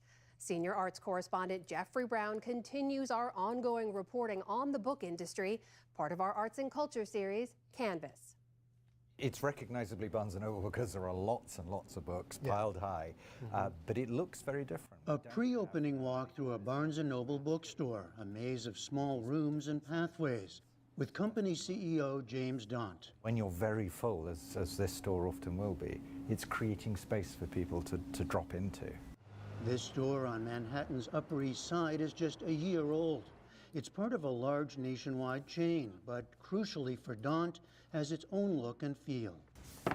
The key insight that I have is that it is about the book-selling team, and it's about how you take all of this huge number of books and arrange them and display them in a manner which really engages with your local community. The insight that gives me in terms of running lots of bookstores is leave it to the teams in each store. The vast majority of them will do it exceptionally well, and your stores will become better and busier, and the business will thrive. Barnes & Noble's beginnings can be traced to 1873, but it was in 1971 that Leonard Riggio acquired its trade name and flagship Manhattan store, and grew the company into the nation's largest bookseller, offering steep discounts and a huge selection, changing the landscape for how and where Americans bought books, eventually with more than 700 superstores, all with the same titles and design. 1, 2, 3, 4. We don't want this superstore. Its success, along with Borders, put hundreds of smaller independents out of business, captured in Nora Ephron's 1998 film, You've Got Mail. Can we say the shop around the corner?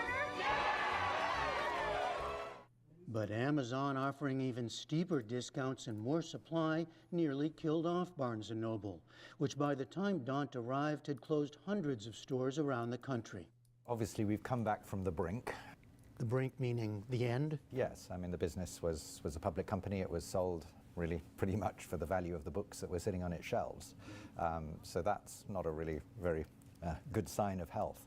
The job that I had was to restore it as a bookseller. Daunt brought an unusual pedigree. He'd launched Daunt Books in 1990 as an independent bookseller in a gorgeous London setting that became a destination for book lovers. In 2011, he was hired to rescue Waterstones, Britain's largest chain bookstore, then near bankruptcy. And in 2019, after hedge fund company Elliott Advisors bought Barnes & Noble to attempt the same here. His success has gained attention, as in recent years, Barnes & Noble began to open stores all over the country, even reopening a flagship Washington, D.C. store that had closed in 2012. The new philosophy, have stores act and feel like an independent local shop. Victoria Hardy, assistant manager at this Upper West Side Manhattan store, has worked for Barnes & Noble for more than 10 years. We used to be told what table to do, how to curate it, where that table should go, what angle that table should be on, and what discount that table potentially is going to have. Angle of? Angle of the table. It was very, very regimented. There was no thought. It might do a little better if we put Norwegian wood on. These days, Hardy and her counterparts see themselves as curators of individual tables and shelves, as well as the store itself, paying more attention to local consumers and to social media. Most of all, TikTok's Book Talk. It was a lot of young readers, almost this generation that was coming into physical bookstores looking for books. So what I started to do with that was look at those titles, what they were coming in for, and how do you take that one title and curate a display around it? What are those books that are similar, pairing them together and creating a bigger display from it? So fervent in his approach is Daunt that he makes Amazon, which today accounts for more than 50% of the market, sound like an ally.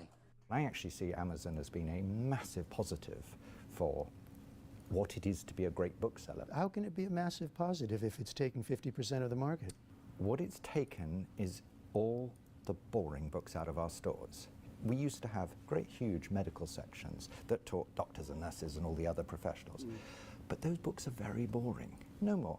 You go on to Amazon, bump fit arrives through your letterbox 3 minutes later. But surely people go to Amazon for more than just what you're calling the boring books.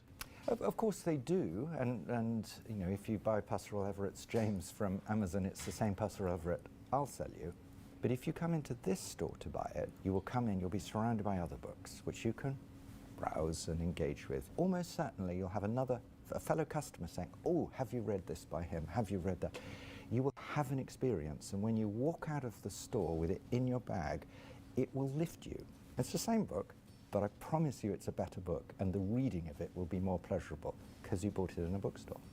That strategy applies to the nation's independent bookstores too, of course. In fact, Barnes & Noble recently acquired one of them, Denver's much-loved but bankrupt Tattered Cover, a move being watched closely locally and beyond.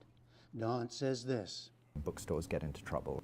What we now do as a chain is we rescue them. We give them a safe home. We don't change them. We don't change the people. We don't change the name. But we give them the structure of the large chain. An earlier plot line in this long saga was Barnes & Noble is killing independence. Now they can coexist? I think bookstores do coexist. I mean, my instincts are that of an independent bookseller. I would never open up in a location where I believed that I was threatening an independent bookseller ever, because that's totally unnecessary. We're in this vast country of ours with far too few bookstores. So, but it isn't a zero-sum game. It is a business, though, and Daunt has to answer to the company's owners. The plot of this story, that is still being written. For the PBS NewsHour, I'm Jeffrey Brown in New York.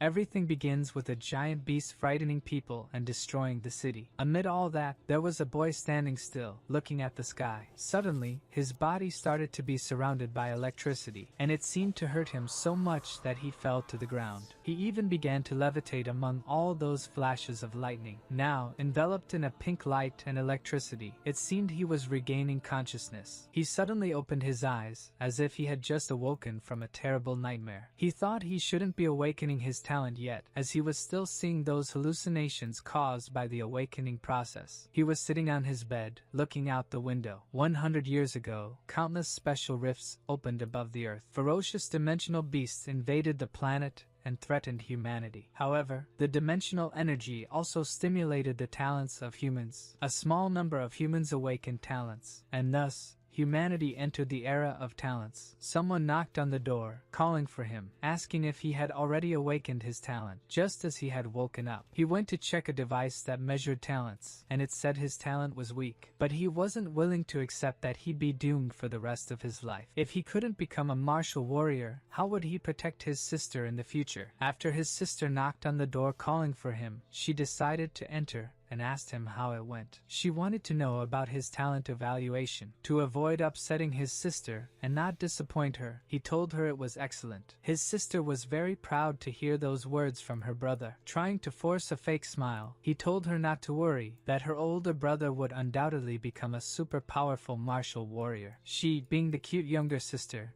jumped with joy, saying she always knew her brother was the best. She called him for a meal because she had made his favorite dish and wanted to celebrate his awakening. But just as she turned around to leave the room, a strange window appeared in front of him. The girl stopped in front of him and told him to hurry up. What was he waiting for? But at that moment, the status window information also appeared. A little later, the window showed that his talent was inferior to hers. While he stood there in shock, his sister touched his arm, pulling him to come eat before the food got cold. While she dragged him by the arm, his settings were changing. Now, it displayed his talent alongside hers and said it was copyable. He didn't know what that meant. However, there was an option to copy talent, where he could choose whether he wanted to copy it or not. He no longer felt like a loser. His situation had changed. It was no longer hopeless. He thanked his sister for cooking for him, and she happily said she made roasted pork, his favorite dish. When he looked at the table, he noticed she had put a lot of effort into it, lovingly asking him to eat. That ability to copy talents was incredible, but he couldn't test it on his sister, so he decided not to copy it. His sister's talent was truly extraordinary and very rare. Once she fully awakened, she would surely crush her opponents. He thought that if his father and mother were hearing all this, they would feel relieved now. Leaving home, he went to find some people to test his talent, but no one was around. It seemed the effective distance for viewing someone's talent was only 3 meters, which he thought was a bit short. Everywhere he looked on the street, he saw that everyone's talents were inferior to his. He realized all those talents were really bad. He wanted to at least copy a mid-level talent. So he walked a bit further and had an idea. He could enroll in an academy that offered talent evaluations. He then stopped at the 5th Base Academy, thinking that there should be many people there with intermediate talents. With the copying talent he had awakened, he would become stronger than all of them in the future. 10 days later, at the Martial Stadium of the 5th Base Academy, number 3, someone was saying that to become a martial warrior, they must first become a martial apprentice. Then, the teacher said they were about to start, reminding them they would only succeed if they could create an air vortex in front of their chest. Many of them tried. Someone even fainted trying to do what the teacher had asked. The teacher told them to ignore the weak ones, saying their only hope was to create an air vortex if they wanted to be martial warriors. Tion was thinking about how it was possible not to create anything at all. The level of talent was very low. The teacher announced that since that was all for the day, they were the worst class he had ever taught. He said he expected them to follow Qingdong's example and boost their motivation, instead of being a bunch of slackers. Tion was already tired from trying so much and not achieving anything, and now he had to hear the teacher saying that. He asked his new classmate who the guy the teacher mentioned was. The boy mentioned wasn't an ordinary person. It only took him half a month to become a martial apprentice, and now even the principal had accepted him as a disciple. Even getting the guy's autograph made them excited, wondering how much that autograph would be worth when he became really powerful. Tion pretended to be interested. He was walking around with his friend, observing the people. When he noticed his classmate classmate had already run off, chasing after Chendong, asking for more autographs. Seeing that Chendong was there, the boy who could copy talents was very satisfied. He looked for a way to touch him to copy the popular guy's ability. Chendong asked everyone to calm down and said he was there at the teacher's request to encourage them. The clever boy asked to shake his hand. Chendong said yes, and they started forming a line to shake his hand. He was greeting everyone, waiting for their turn, and he kept shaking hands with others. Then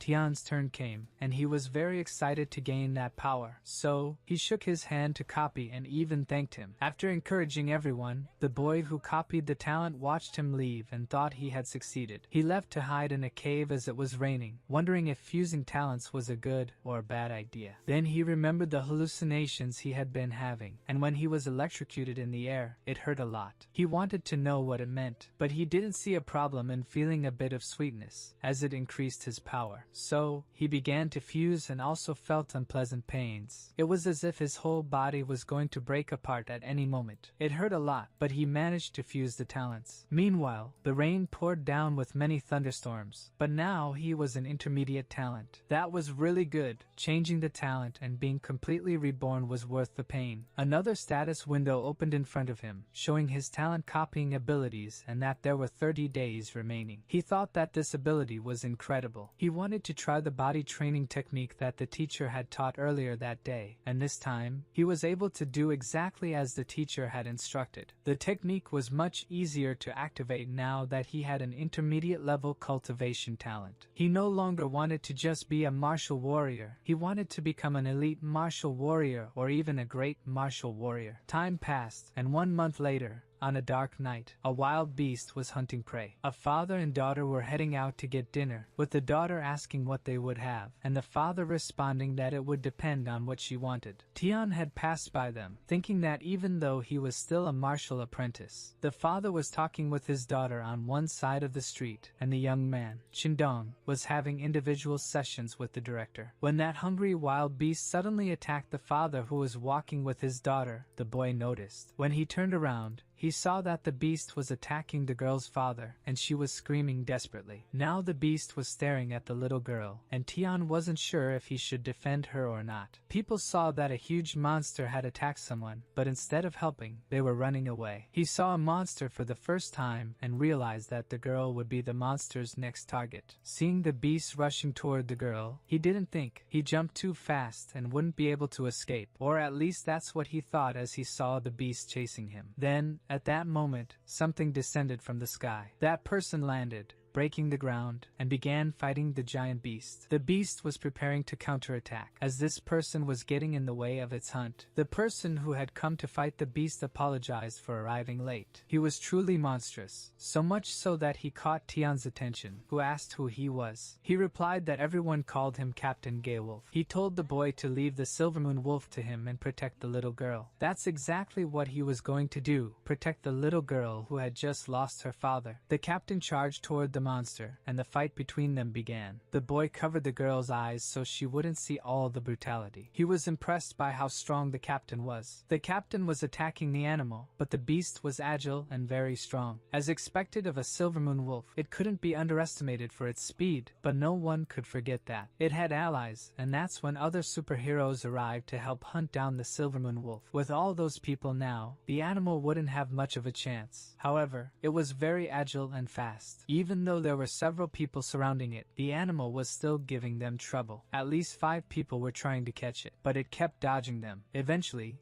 the moment came when it was inevitable. The animal was tired, and there were too many of them. They managed to take down the beast, but in doing so, they activated the beast's bloodthirsty mode. Now they had to be twice as careful. The animal alternated between attacking the closest person. It was going all out, now furious. Tian, watching everything, wondered how much power it took to catch such a beast, but the heroes weren't worried, as they were still going after it. Despite trying to escape, the captain said that thing wasn't going anywhere. They were waiting for the archer, who had just arrived. With excellent aim, she pointed and aimed at the feral beast, and the inevitable happened. The arrow hit the beast directly. The captain told the beast that it was too weak to take them all on. Tian, on the other side of the street, saw them talking among themselves and realized the level of strength one must have to one day fight like them. However, when he saw the talents of the monsters, the Silvermoon Wolf's blood talent was low, and its speed talent was beginner level. That's how it was. Even looking at it, he couldn't believe those were the monster's talents. Something was strange because the animal began to react. He was watching when the animal started to move, and the guys wanted to go out for drinks because dealing with fast monsters was a hassle. Then the captain shouted at them to be careful, as they had been careless and didn't see the monster heading their way. That's when they realized it was still alive and ordered everyone to back away immediately. Monsters were truly terrifying, and seeing its tenacity, they asked the captain what they should do. He said not to worry. The monster was now weak, and he could handle it. The captain, looking at the boy, told him that the area was no longer safe and to leave immediately. When the boy didn't move, the captain shouted, asking if he had heard him, and told him not to just stand there. But he couldn't help it. He saw the perfect opportunity right in front of him. He ran toward the beast before the heroes could reach it, and managed to touch it, giving it a punch. And at that moment, he successfully copied the monster's talent. However, the impact threw him far away, but it didn't matter because the monster's talent had been successfully copied. That was all that mattered to him. While he was overjoyed that he had obtained the talent, the others were still fighting the beast to finish it off. After the first punch, he wanted to hit it again to make sure he had copied the monster's talent. But eventually, the captain grabbed his hands, saying that the monster was already dead. It was obvious, but the most important thing was that he had copied the talent, and it had worked. The captain shouted at the others to start cleaning up the mess, told 3 of them to take care of the bodies of the man and the Silvermoon Wolf, and asked another to look after the little girl. Speaking to the young man, he said he couldn't wait for him to join his squad and that he should come find him when he became a martial warrior. Tian, hearing that, became very excited because it was exactly what he really wanted to do. Before going home, he decided to clean his face, as his sister might get worried, thinking the blood was his. After cleaning up, he returned as if nothing had happened. When he got home, everything was tidy as usual, and he noticed that his sister was already asleep. Even with her eyes closed, she realized he had arrived, but she was too sleepy to get up. It was the first day he saw a monster with his own eyes. His sister had left the table set, and he grabbed a blanket to wrap himself in, and he found that 10 times or 100 times more terrifying than the monsters from the stories. He then took a towel and went to his room to see if the monster's talent could fuse with a human body. He didn't know if it could be more painful than the previous talent fusion, and there was even a possibility it could risk his life. But he needed to become stronger to protect the people who would be important to him. He put the towel in his mouth and began. He was going to get stronger, no matter the cost. As soon as he started copying, he also began to feel a pain he thought would be unbearable. His bones hurt, and it felt like they were breaking. Everything was going well, but his legs were in unbearable pain. He was going to endure it, even though it felt like they were breaking. That's when he realized the talent copy had failed, and he couldn't believe that after all that pain, it hadn't worked. But he needed to find a way to get stronger to take care of his sister. He spent the whole night thinking about it, but then he felt something different in his hands. He was incredibly strong now. His body was free, and upon observing his talent, he had advanced to a medium level, and his speed was now at a beginner's level. The copy had been a success. He went to train in the 5th Academy Forest. He needed a place to train his speed alone, and realized he was now incredibly skilled. Even passing close to someone, they wouldn't even notice it was him. He was that fast. He was very happy. The speed of the Silver Moon Wolf was incredible, and he continued training a bit more because, besides obtaining the skills, he also needed to cultivate. His speed was comparable to that of a warrior at that moment, but overall, his skills were far from powerful. It would be good if he could speed up his cultivation. At that moment, his friend Zhang Bao was there, waving at him as he approached, asking what he was doing, since he couldn't find him at the academy. He had been secretly training hard there. Then, touching his friend, he said that he had a stone and was already an apprentice. Tian asked him how he knew that, and his friend said that improving his powers faster could be done by drinking the blood of a fierce beast. But Tian didn't know what he was talking about, so Zhang explained that he had improved faster than expected because he had already drunk some. Hearing his friend's explanation, Tian felt upset because there was a lot of Silver Moon Wolf blood around back then, but he hadn't taken any and missed out. His friend told him there was still a way to get some fierce beast blood if he wanted to try. Tian liked the idea and said he wanted to. Then his friend explained that the seafront base authorities had opened a wild area outside the city for the 5th Academy to conduct tests, and the prize for that test was the blood of a fierce beast. So, Tian wanted to know what level that wild beast was, and his friend explained that it was very low. Fierce beasts had been eradicated. Only a descendant of a fierce beast remained, a wild beast. Tian thought that wasn't bad and that it was worth trying. That's what his friend was saying. If Tian joined his team, they would defeat the fierce beast together. Tian hesitated a bit. His friend, calling him by name, asked about his strange expression, saying he was only offering this because they were friends. Tian apologized and said he would join him next time. His friend commented that, for a moment, he thought Tian wouldn't accept, not knowing why Tian seemed so cruel. With Tian right in front of him, his friend asked him to wait. Not being on the same team didn't mean they weren't friends, but Tian was thinking it would be easy to stand out in a team, and if he were exposed, it would be a disaster. It was better to stay alone. He would have to get the fierce beast's blood and become a warrior. 1 month later, at the 5th Academy, the instructor asked Yi Tian why he came to enroll without an invitation, and if someone had leaked the information. Ignoring the instructor's questions, Yi Tian said he had already become a martial apprentice, which made him qualified for the exam. The instructor laughed mockingly. He said that he wanted them to live longer. Throwing the document in Yi Tian's face, he said it seemed they only wanted to die. Yi Tian bent down and picked up the document that had fallen to the ground. Reading it, he realized it was a liability waiver for his life. The instructor said he was right. If Yi Tian wanted to participate, he had to sign the waiver. Yi Tian responded that he understood. Angrily, the instructor stood up and said if Yi Tian didn't want to sign, he could leave his office. Yi Tian looked at him intensely. After that, Yi Tian was walking down the hallway, smiling and satisfied with what he had done. Moments earlier, he had signed the document. The instructor, deep in thought, wondered if they thought the test was made for just anyone. He kept saying they would regret it. At Yi Tian's house, his sister had just woken up. With sleepy eyes, she rubbed them. She got up and called for her brother. She told him it was time to wake up, but looking to the side, she was surprised by the table, already set with breakfast. She spotted a note just below a glass. Reading it,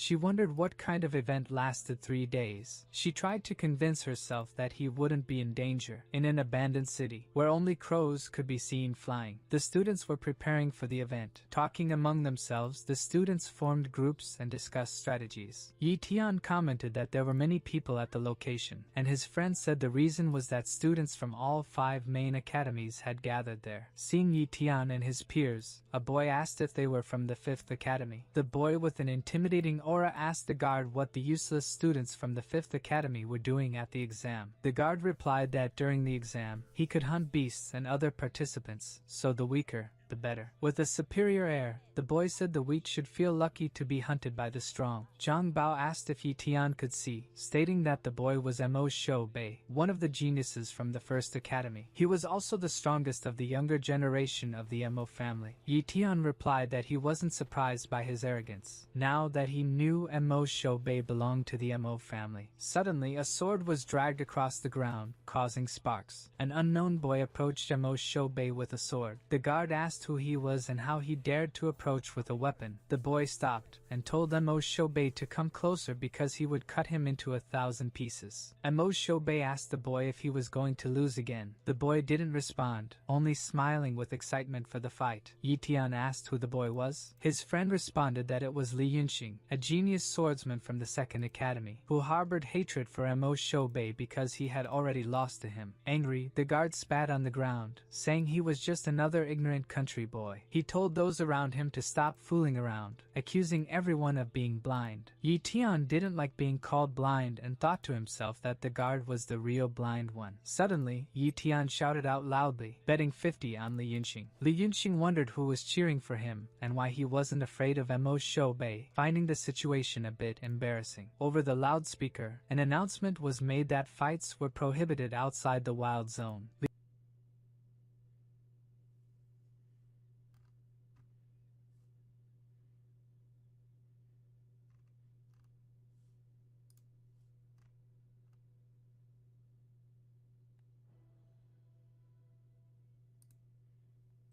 Trap like That's all I'm instantly. saying, man. All I'm saying is with Tonka, you know, I've never seen him struggle in this place, but True. He's right. It's okay. Gas the GM. Smart. I mean, I'm gassing a better player. That's True! what I'm saying. Oh, true! Straight up, he is better than you, buddy. I'm sorry. Okay, already, low-key, that's true. Sarnoko looks a little bit like actual, like demon mode here. I think his eyes went black. Bro, low-key though, if we're being honest. Oh, this isn't the full clip? Oh, I'll watch the VOD actually. We'll start from it. Low-key though, bro, all things considered. Better than you. If you put it into perspective, my 2 months, whatever, to their 20 years. Dude, I'm not watching this, by the way. I can't. I was getting a message on Discord that it it was from a run 2 hours ago. Like, I am not sitting here reacting to 2 hours of VODs for full context. I'm not doing it. I don't give a shit. I'll go a little bit back in this. 2 minutes. 2 minutes back, okay? 7:40.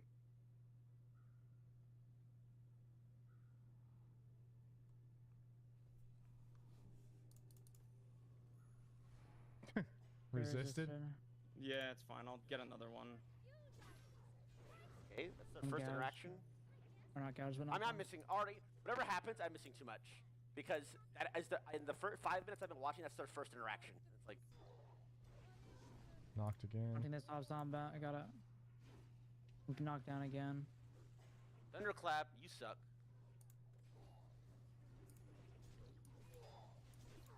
Knockdown and head cracked.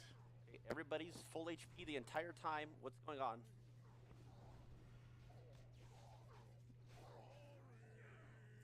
Someone died in this bullet, right? Yeah, the guy. The tank. Oh! It was some stupid warrior. Thanks for bringing that up, huh? I forgot. Jeez. Oh man, it's true. Wasn't that guy on OnlyFans too? Yeah. Like some warrior. That guy's an idiot. Oh, man. Fuck that guy. Hey, vibes seem I can fine. see his corpse over here.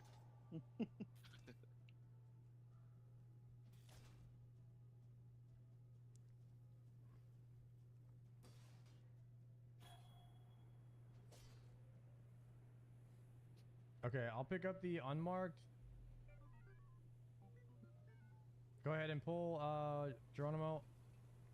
I'll pick up the unmarked and Emilios. 34 mage. Fuck. Oh no. Oh no. I will keep an eye on the pet tanked So mob. what the fuck is this? But I've never seen a hunter pull this ever in my life, by the way. Both of us do it. Madness, you tank the tongue. Yeah. You're on skull. Let's get it, boys. If the assassin doesn't get trapped, okay, he didn't get trapped. I'm gonna Zerker.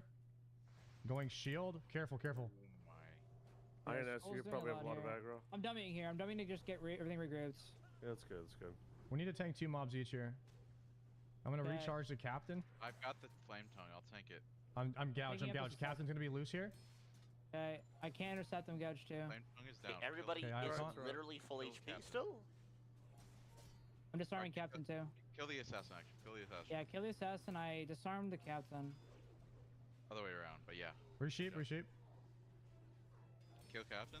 Assassin's coming. on me. I got it. Oh, good sheep. Nice. Alright, kill assassin. Haunting off assassin. Okay, what's going on? Alright, good work. What's happening?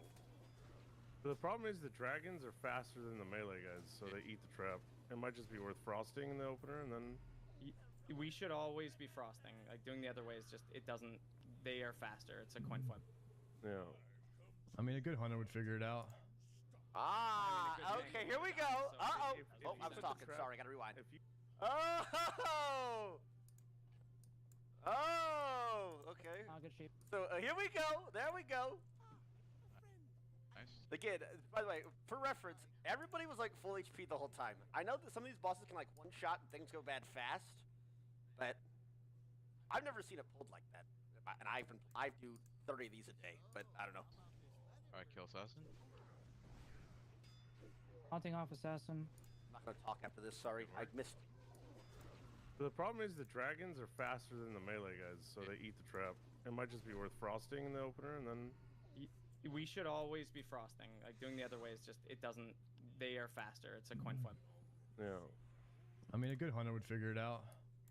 Damn. I mean, a good tank would never die. So I mean, if you put the trap, if you put the trap like That's all I'm instantly, saying, man. All I'm saying is with Tonka, you know, I've never seen him struggle in this place, but Okay, I think there's a little bit of rage bait here also for sure by Sargako, based on his expression afterwards. die. So I mean, if you put the trap, like That's all I'm instantly, saying. Like there's a little rage bait here. That's a little rage baity right there. That's a little rage bait.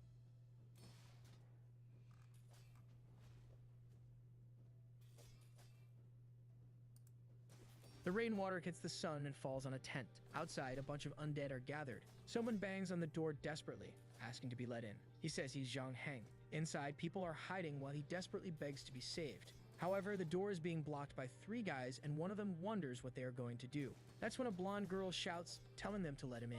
She says Zhang Heng is a classmate, and they can't abandon him like that, so they should let him in now. However, one of the guys says that it's crazy because surely he must have already been bitten by the zombies. The blonde replies that it doesn't matter, she's the class representative, and she wasn't going to abandon her friends, so she would take responsibility for whatever happened. She points out that leaving him out there screaming for help is the same as killing a person. One of the guys grits his teeth. He turns to the guy next to him named Yi Bai and says he's going to open the door, and that Yi Bai should close it as soon as the person enters. Before Yi Bai can respond, the guy starts counting. Everyone was on edge. On the count of 3, he turned the doorknob. However, at that moment, Yi Bai was pushed by the guy who had already turned into a zombie. Everyone inside the room was shocked, and the protagonist shouted, warning that Yi Bai had already been infected. The blonde tries to run, and everyone starts begging for help. The poor protagonist uses his hand to defend himself from the bite. Naturally, he gets his arm bitten. At that moment, he starts writhing in pain and strangely begins receiving memories. That day, he lost his arm. The creatures invaded and everyone tried to escape. Soon after, the entire city had been taken over by the end of the world. A hooded man asks if he's sure he knows what he's doing. Doctor watches him and he knew he had only 2 things to do. With that, he pressed the door handle. The first was to save himself and the second was to seek revenge. Now he was back in the present. At the moment before the door was opened, after living his entire life in an apocalypse without an arm, he was back to when it all started. Outside, Zhang is banging, asking to be let in. And the blonde once again says to open the door, saying that she was the representative and wasn't going to abandon her classmates. Yi Bai recognizes Ruoxi and wonders why she looks so young now. She asks if they are deaf and tells them to let Zhang in because if they don't, they'd be killing that guy. Yi Bai celebrates that everything he had planned had worked and he came back to change the world. He then calls after the representative. He warns her that Zhang Heng, who's outside, might have been bitten by a zombie, so how was she going to deal with the consequences? She responds that since no one saw him being bitten, there was no way to know, and as the representative, she would take responsibility for everything. Yi Bai smiles and says that's fine. He takes her hand and tells her that since that's the case, she could personally open that door. Ruoxi is startled and the other girls are in disbelief that he told her to do it. The representative yells at him, saying that he's not a real man for asking a woman to do that. However, he says that for someone who wasn't risking anything, she sure was trying to sound morally righteous. He tells her that in the end she's just a hypocritical woman, but Ruoxi screams and tells him to shut up. She says she's going to open that door because she was never afraid. She calls them a bunch of cowards and tells them to get out of the way. With that, she turns the doorknob. And at that moment, Zhang Heng pushes everyone, already transformed. Once again, everyone in the room is shocked. The door falls to the ground and Ruoxi slowly gets up. However, that's when she gets startled. The infected Zhang Heng was face to face with her. He charges at her immediately, and everyone in the room starts trying to escape. She grabs the guy next to her, saying she was scared. Before he could react, she pushes him, telling him to protect the representative. But a foot comes crashing down. It was Yi Bai, who kicked her in the ribs. The guy threw her as bait for Zhang Heng. Our boy smiles while the zombie grabs her by the waist, and the monster goes straight for her ear. But at that moment, someone grabbed a screwdriver, and they blew the zombie's head apart. The poor girl was drenched, while our boy just had a sinister grin. However, she falls outside, embraced by the zombie. She turns to Yi Bai and begs to be saved, but he remembers how much he suffered in the past life because of this girl's persecution. He grabs the door off the floor and starts to close it while she asks him what he thinks he's doing. With that, he locks her outside. He turns to everyone and asks why they weren't closing that door. The scared and fearful group started saying they were going to block the door. They then piled all the furniture, boxes, and ladders in front of it. Outside, Ruoxi kept banging, asking what they were doing. While she pleaded for help, everyone was blocking the entrance. She kept struggling, saying she was the class representative and couldn't be treated like this. The other girls didn't have the courage to do anything. Meanwhile, the rest of the group continued blocking the room. Yibai stood there, watching everything. Time passed, and finally the rain stopped. The group commented that they could no longer hear Roxy's voice. Now, everyone in the room was afraid of Yibai for kicking the representative. As far as they remembered, he had been an extremely kind boy. So why did he seem to have suddenly become a different person? Yibai looked back at that moment. The girls were all terrified and crying. The protagonist asked why it seemed like everyone was afraid of him. Hesitant, they answered that they weren't. The blonde boy thanked him, saying that if it hadn't been for him, he would have been killed by the representative. Everyone started siding with Yibai, saying that girl was filthy and only wanted to kill the guy to save herself. Yibai smiled. He said that since everyone was so brave, they should open the door because he wanted to take a look outside. The group was a bit scared, wondering why he wanted to go out. He then said he agreed that kicking her hadn't been a good idea and he wanted to see how she was doing now. His friends, however, insisted, saying it was crazy since there were zombies outside. But Yibai shouted, telling everyone to get out of the way. Scared, of course, the group started moving everything out of the way. They opened the door and slowly he stepped outside. He stepped onto the grass and said that apparently the representative and Zhang Heng had disappeared. The sun had risen and the zombies had vanished. At that moment, the group closed the door on him. From inside, they yelled that they shouldn't let that crazy murderer back in because he would kill everyone. However, Yibai didn't seem to care at all. He continued walking across the field, while everyone wondered if he had lost his mind. That's when the blonde boy was startled. A female zombie was standing face to face with Yibai, and he was calmly walking toward her. The creature noticed him, but he calmly kept approaching. He smiled and gripped the tool. In the next moment, he rushed at her, and everyone was left wondering why he was charging at the zombie. The poor creature didn't even understand what was happening when she took a blow to the head. Boy, if he didn't stop, he smashed her right into the ground, and that was that. The group inside was now certain that guy had gone insane. However, our protagonist was pretty exhausted for someone who had just done all that. The boy went over to the creature's remains and pulled out a pearl. He smiled and said he had found an energy stone. That wasn't just the origin of the apocalypse, but also an extremely necessary material. At that moment, he heard a footstep behind him. He turned and faced an old zombie. The monster was coming at him slowly. Yibai grabbed the tool again, ran toward it, and everyone inside saw him finish off another one. The girl was nearly vomiting while the blonde boy wanted to know why he had gone so crazy. As far as he could remember, that kid had been a coward, so how had he changed so much? Everyone began thinking about how terrifying he was and believed he was pretending to be someone else. One of the boys said it was a good idea to let him back in since he was really strong and could help kill the zombies. But the others didn't want to support that because he was a lunatic and could end up killing everyone. Suddenly, the window shattered. Yibai asked if his classmates were still in there. He told them to come outside and kill zombies because it was a lot of fun. The poor souls were all trembling, and at that moment, they warned him something was behind him. A zombie had appeared and leaped at him. But Yibai just looked, stretched out his foot, and kicked it in the chest. Once again, he grabbed the tool and struck it in the jaw. As he finished off the creature, the group watched, terrified from behind. Another one fell dead to the ground. Our boy wiped his face while everyone else was too stunned to say anything. He noticed he was being washed and commented that he didn't know if this liquid was going to infect him. He said he wanted to travel with his friends, but it was too risky since he didn't want to hurt them. With that, he left, saying he hoped they would all survive. His friends wondered if he was really going to leave just like that. And with that, they were all left behind in that room. Our boy walked alone across the campus. He climbed the stairs while thinking that this was the beginning of the apocalypse. On the first day, 50% of the population had been infected, and politics, the economy, and society had collapsed. The number of creatures kept increasing, along with humanity's fear and despair. Professor Zanhan named this period the Dark Era. In his past life, he had to tear off his own arm to survive that day. For 15 years, he endured hunger, despair, and torture, until he finally met a man known as the Mechanic, who was able to send him back to the past. Calmly, he walked through the streets. Some people watched him from hiding, wondering if he wasn't afraid of dying. Others suggested inviting him inside, but they said that if he was walking alone, he must be dangerous. Yibai ignored everything and walked near a park. The zombies were there standing still, seemingly ignoring him. But as soon as he turned his back, those bastards came after him. The blonde boy shouted that the kid was going to die, and the old man said it was crazy to go out looking for food in a world like this. However, Yibai just smiled, grabbed his tool again, and struck the first one in the head. One more swing and another zombie fell to the ground. A hard slam into the ground, and the guys watching wondered where all that courage came from. But someone else was watching him from behind a curtain. A girl muttered that sooner or later she would kill that bastard. Man, what's that about? Our boy is killing zombies. Why are you mad at him, girl? After finishing off 3 creatures, our boy was exhausted. But then he heard something else, a flock of birds coming from behind. 3 more zombies were approaching. He quickly realized he couldn't handle all of them. The zombie slithered towards him and he ran off. He knew the previous noises had attracted a horde to that place. From inside another house, a spunk watched, saying that Kid was running straight toward them. That's when Yibai noticed a convenience store next to him. He started banging on the door, asking to be let in. He looked at the camera and said he needed help because he was being chased by a horde of zombies. The old man on the other side said it was ridiculous, and no one would ever open the door for a kid like that. But suddenly, the gate began to rise. At the same moment, a zombie turned the corner. It leaped toward him and Yibai hit it in the head again. But an old woman was coming down the avenue, and he struck her in the face with the tool as well. He dove under the gate and rolled inside. The zombies started pounding on the door, but finally he was safe for a while. And man, what he found was a loaded base. From behind a computer desk, a little girl was watching him. Meanwhile, at the nightclub next door, Spank was watching and saying that it looked like that kid was killing everything. The guy with the mohawk turned and told Brother Centipede that a student had killed about 6 zombies on his own.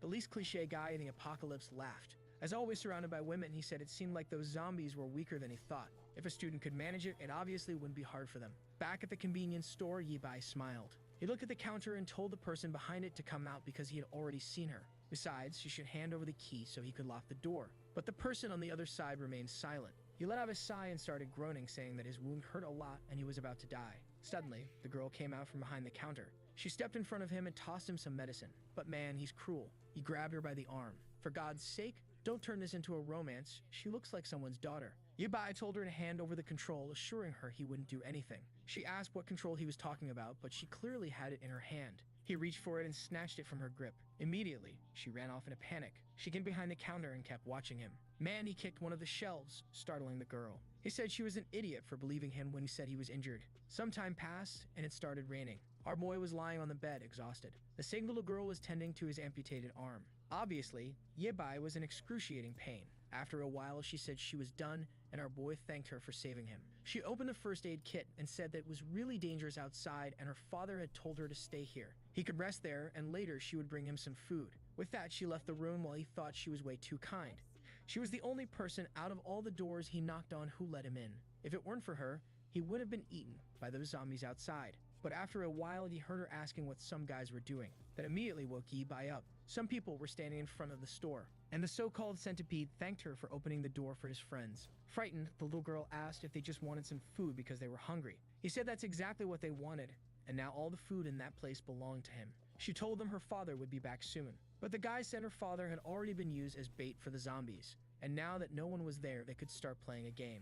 Yibai stood in the corner listening as they took the girl's life. After stealing the food, they dumped her body on the floor, calling her an idiot. But now, back in the present, he knew this time he had to save her. First, he had to make sure she understood how cruel this apocalyptic world was, even if that meant she would see him as a bad person. She then knocked on the door, and it seemed like he was going to take the role seriously because he immediately shouted, asking why she was bothering him. She apologized, saying she had washed his clothes because they were too dirty. He got even angrier when he saw how kind she was. He told her to throw those clothes away and get out of there. A bit embarrassed, she said that was fine. He even told himself that with such a weak personality, it would be hard for her to survive in a world like this. However, taking a hot shower like this was amazing since in the future, all the water would be contaminated. He finished his bath, knowing that luckily, this convenience store had plenty of food and water. The goal now was to obtain some equipment and weapons. Looking in the mirror, he remarked that being younger was really amazing. No back pain, no burning legs, and being young was truly incredible. The only downside was that even his abs had disappeared. He opened the bedroom door and saw that she had left a suit for him. Immediately, he shouted, asking how he was supposed to fight zombies wearing something like that. The scene shifted to the nightclub. Centipede told everyone to listen up. That convenience store definitely had food and liquor, but it wouldn't last long. The plan was to get out, kill the zombies in front, and steal everything from that place. Not to mention that Maniac knew there was a cute little girl there, so it would be easy to finish everything off. He then told his brothers to go and kill the zombies so they could start the robbery. The creatures continued banging at the front of the convenience store. Meanwhile, Yibai approached and called the girl's attention. He told her to stop being so stupid and said he had a question. He wanted to know why she was there alone and what happened to her family. She explained that her father had gone to gather resources but hadn't returned. At that moment, he slammed the table, asking if she was stupid for letting him in alone like that. What if he had wanted to do something bad to her? How would she defend herself? Frightened, the girl said that he had said he was hurt and covered in blood, so she was afraid of letting him die out there. But once again, he shouted, asking if she hadn't noticed that he was being chased by a bunch of creatures. With a personality like that, she would just be a burden, so it would be easier for him to kill her and save himself the trouble. However, since it would be boring to be alone from now on, she would have to obey him. He warned her that she'd have to do everything he said, or he would kill her on the spot. The group from the nightclub was heading toward the zombies. Or rather, the zombies were heading toward them. They went out with courage, but after seeing the first one get devoured, all hesitated. They began questioning whether these creatures were different from the ones the student had killed. But Centipede told them to charge ahead or he would kill the whole group himself. However, one of them ran off, saying that dying to the zombies was scarier. Centipede then grabbed him by the hair, threw him toward the zombies, and said his wish had been granted. The fool asked how he could do such a thing.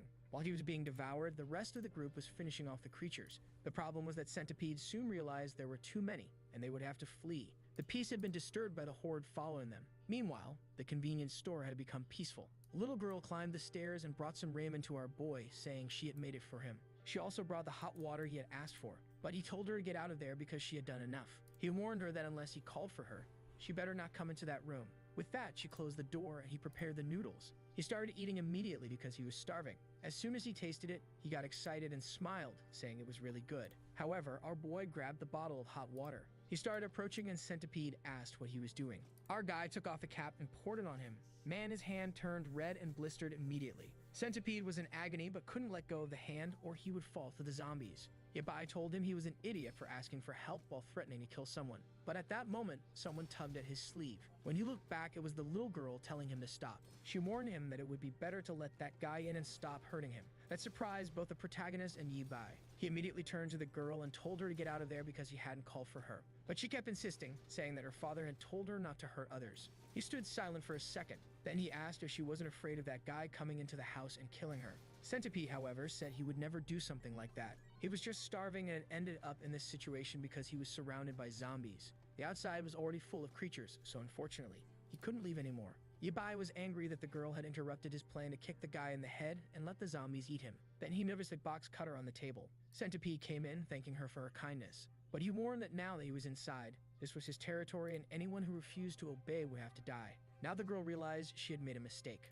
The sky was dark and there were zombies everywhere. A bald man and a boy were blocking the door. It was the remaining people from the nightclub, and the bald man said it was that bastard Centipede's fault for dragging everyone into this. The girls were all screaming in panic, and they didn't know what to do because now that bastard must be dead. The worst part was that the wooden door was about to be destroyed by the creatures outside. The bald man couldn't see a way to keep the place standing. He called out to the girls, telling them to come help block the door. But as he looked at them, he thought to himself that he would have liked to enjoy them more, but unfortunately, that wasn't going to happen. The only way to survive was to run away and let them die. Back at the convenience store, Centipede stood in front of Yabai. Smiling, he told the girl that she was cute but too naive to think he wouldn't kill anyone. However, now that he was inside, he would give her the chance to surrender and become his slave. Then he looked to the side and said he had to deal with the bastard who poured hot water on his hand first. Out of revenge, he made sure the boy would suffer as much as possible. But Yabai stood silently, holding the box cutter in his hand. The little girl insisted, saying that her family owned that convenience store. She added that downstairs there was chocolate, plenty of snacks, and enough food for everyone there. The two stood in silence for a second. The girl smiled, saying everyone could eat together and live peacefully and happily. Centipede lost his temper, lunging at her, asking if she was making fun of him. But the box cutter came in. In half a second, Yabai slashed at the guy's hand. Centipede screamed in agony, but Yabai spun the box cutter, ripping it in a reverse hold. Centipede blocked his move. Our boy was aiming for his throat, but it was undeniable that the guy was much bigger and landed a kick to Yibai's stomach. Our boy was thrown back and the girl fell to the ground with him. Bleeding, Yabai walked across the room toward him. He warned that it was the first time in his life that someone had made him this mad. Yabai couldn't believe that with one kick, the guy had broken some of his ribs. At that moment, Centipede started stomping on his leg. Our boy was in agony. Centipede wanted to know how he had killed a zombie so easily earlier. Yabai said he wouldn't tell, and the guy replied that he was asking for death. He began stomping on him, saying eventually he would change his mind. The little girl was just watching. Yabai was using this as an opportunity to teach her a lesson, but the price was already too high. He then told the guy to stop, saying he would tell him. Centipede told him to explain quickly, promising he would cause the least amount of pain when he killed him. But Yabai spat blood in his face. Of course, this didn't make the guy happy. He threw Yabai against the wall and kicked him in the stomach again. Centipede asked if he thought this was fun and started stomping on him again. Man, he told Yabai to die and hit him in the jaw. I think our boy's attempt to teach a lesson is going a bit too far. But that's when the shift finally came. The little girl whipped him across the neck. Centipede turned, asking what she thought she was doing. He shoved her hard, throwing her to the ground and grabbed the box cutter. He screamed in a rage, saying they were both going to die. But time was up, and Yabai landed a blow to the back of his neck with a stick. With that, Centipede passed out on the floor. Our boy was exhausted and could barely stand. The frightened little girl asked if he had died. Seeing the pool of strawberry juice, she wondered if she had really killed someone. Ibai then placed a hand on her shoulder. He told her it was okay because she had done what was necessary. Besides, that bastard was an evil man. Confused, she asked why he had acted that way when all she had done was try to help him. But that's when Ibai told her that bastard wasn't dead. She seemed excited and said that if that was the case, she should save him. But our boy threw her aside. He tossed her out of the room and said he had never met anyone as stupid as her. He slammed the door, muttering that this girl really made him mad. Not to mention that bastard had now dirtied his whole room. He grabbed Centipede by the leg and dragged his body toward the window. Then with a swift kick, he sent him flying to the zombies. Man, he fell to the ground like a piece of trash. And for the zombies, it was a feast and they all gathered. That's when the poor guy opened his eyes just in time to realize he had become a meal. Ibai muttered outside that Centipede was lucky he hadn't cut off his limbs first. That's when he heard another sound nearby. In the house directly in front of him, a guy was hanging, trying to escape the zombies. The kid was about to fall, trembling and shouting for them to leave him alone. Then someone called out to him. It was Ibai, asking if anyone else was still alive in that place. The guy said that unfortunately, he was the last one. They had held the door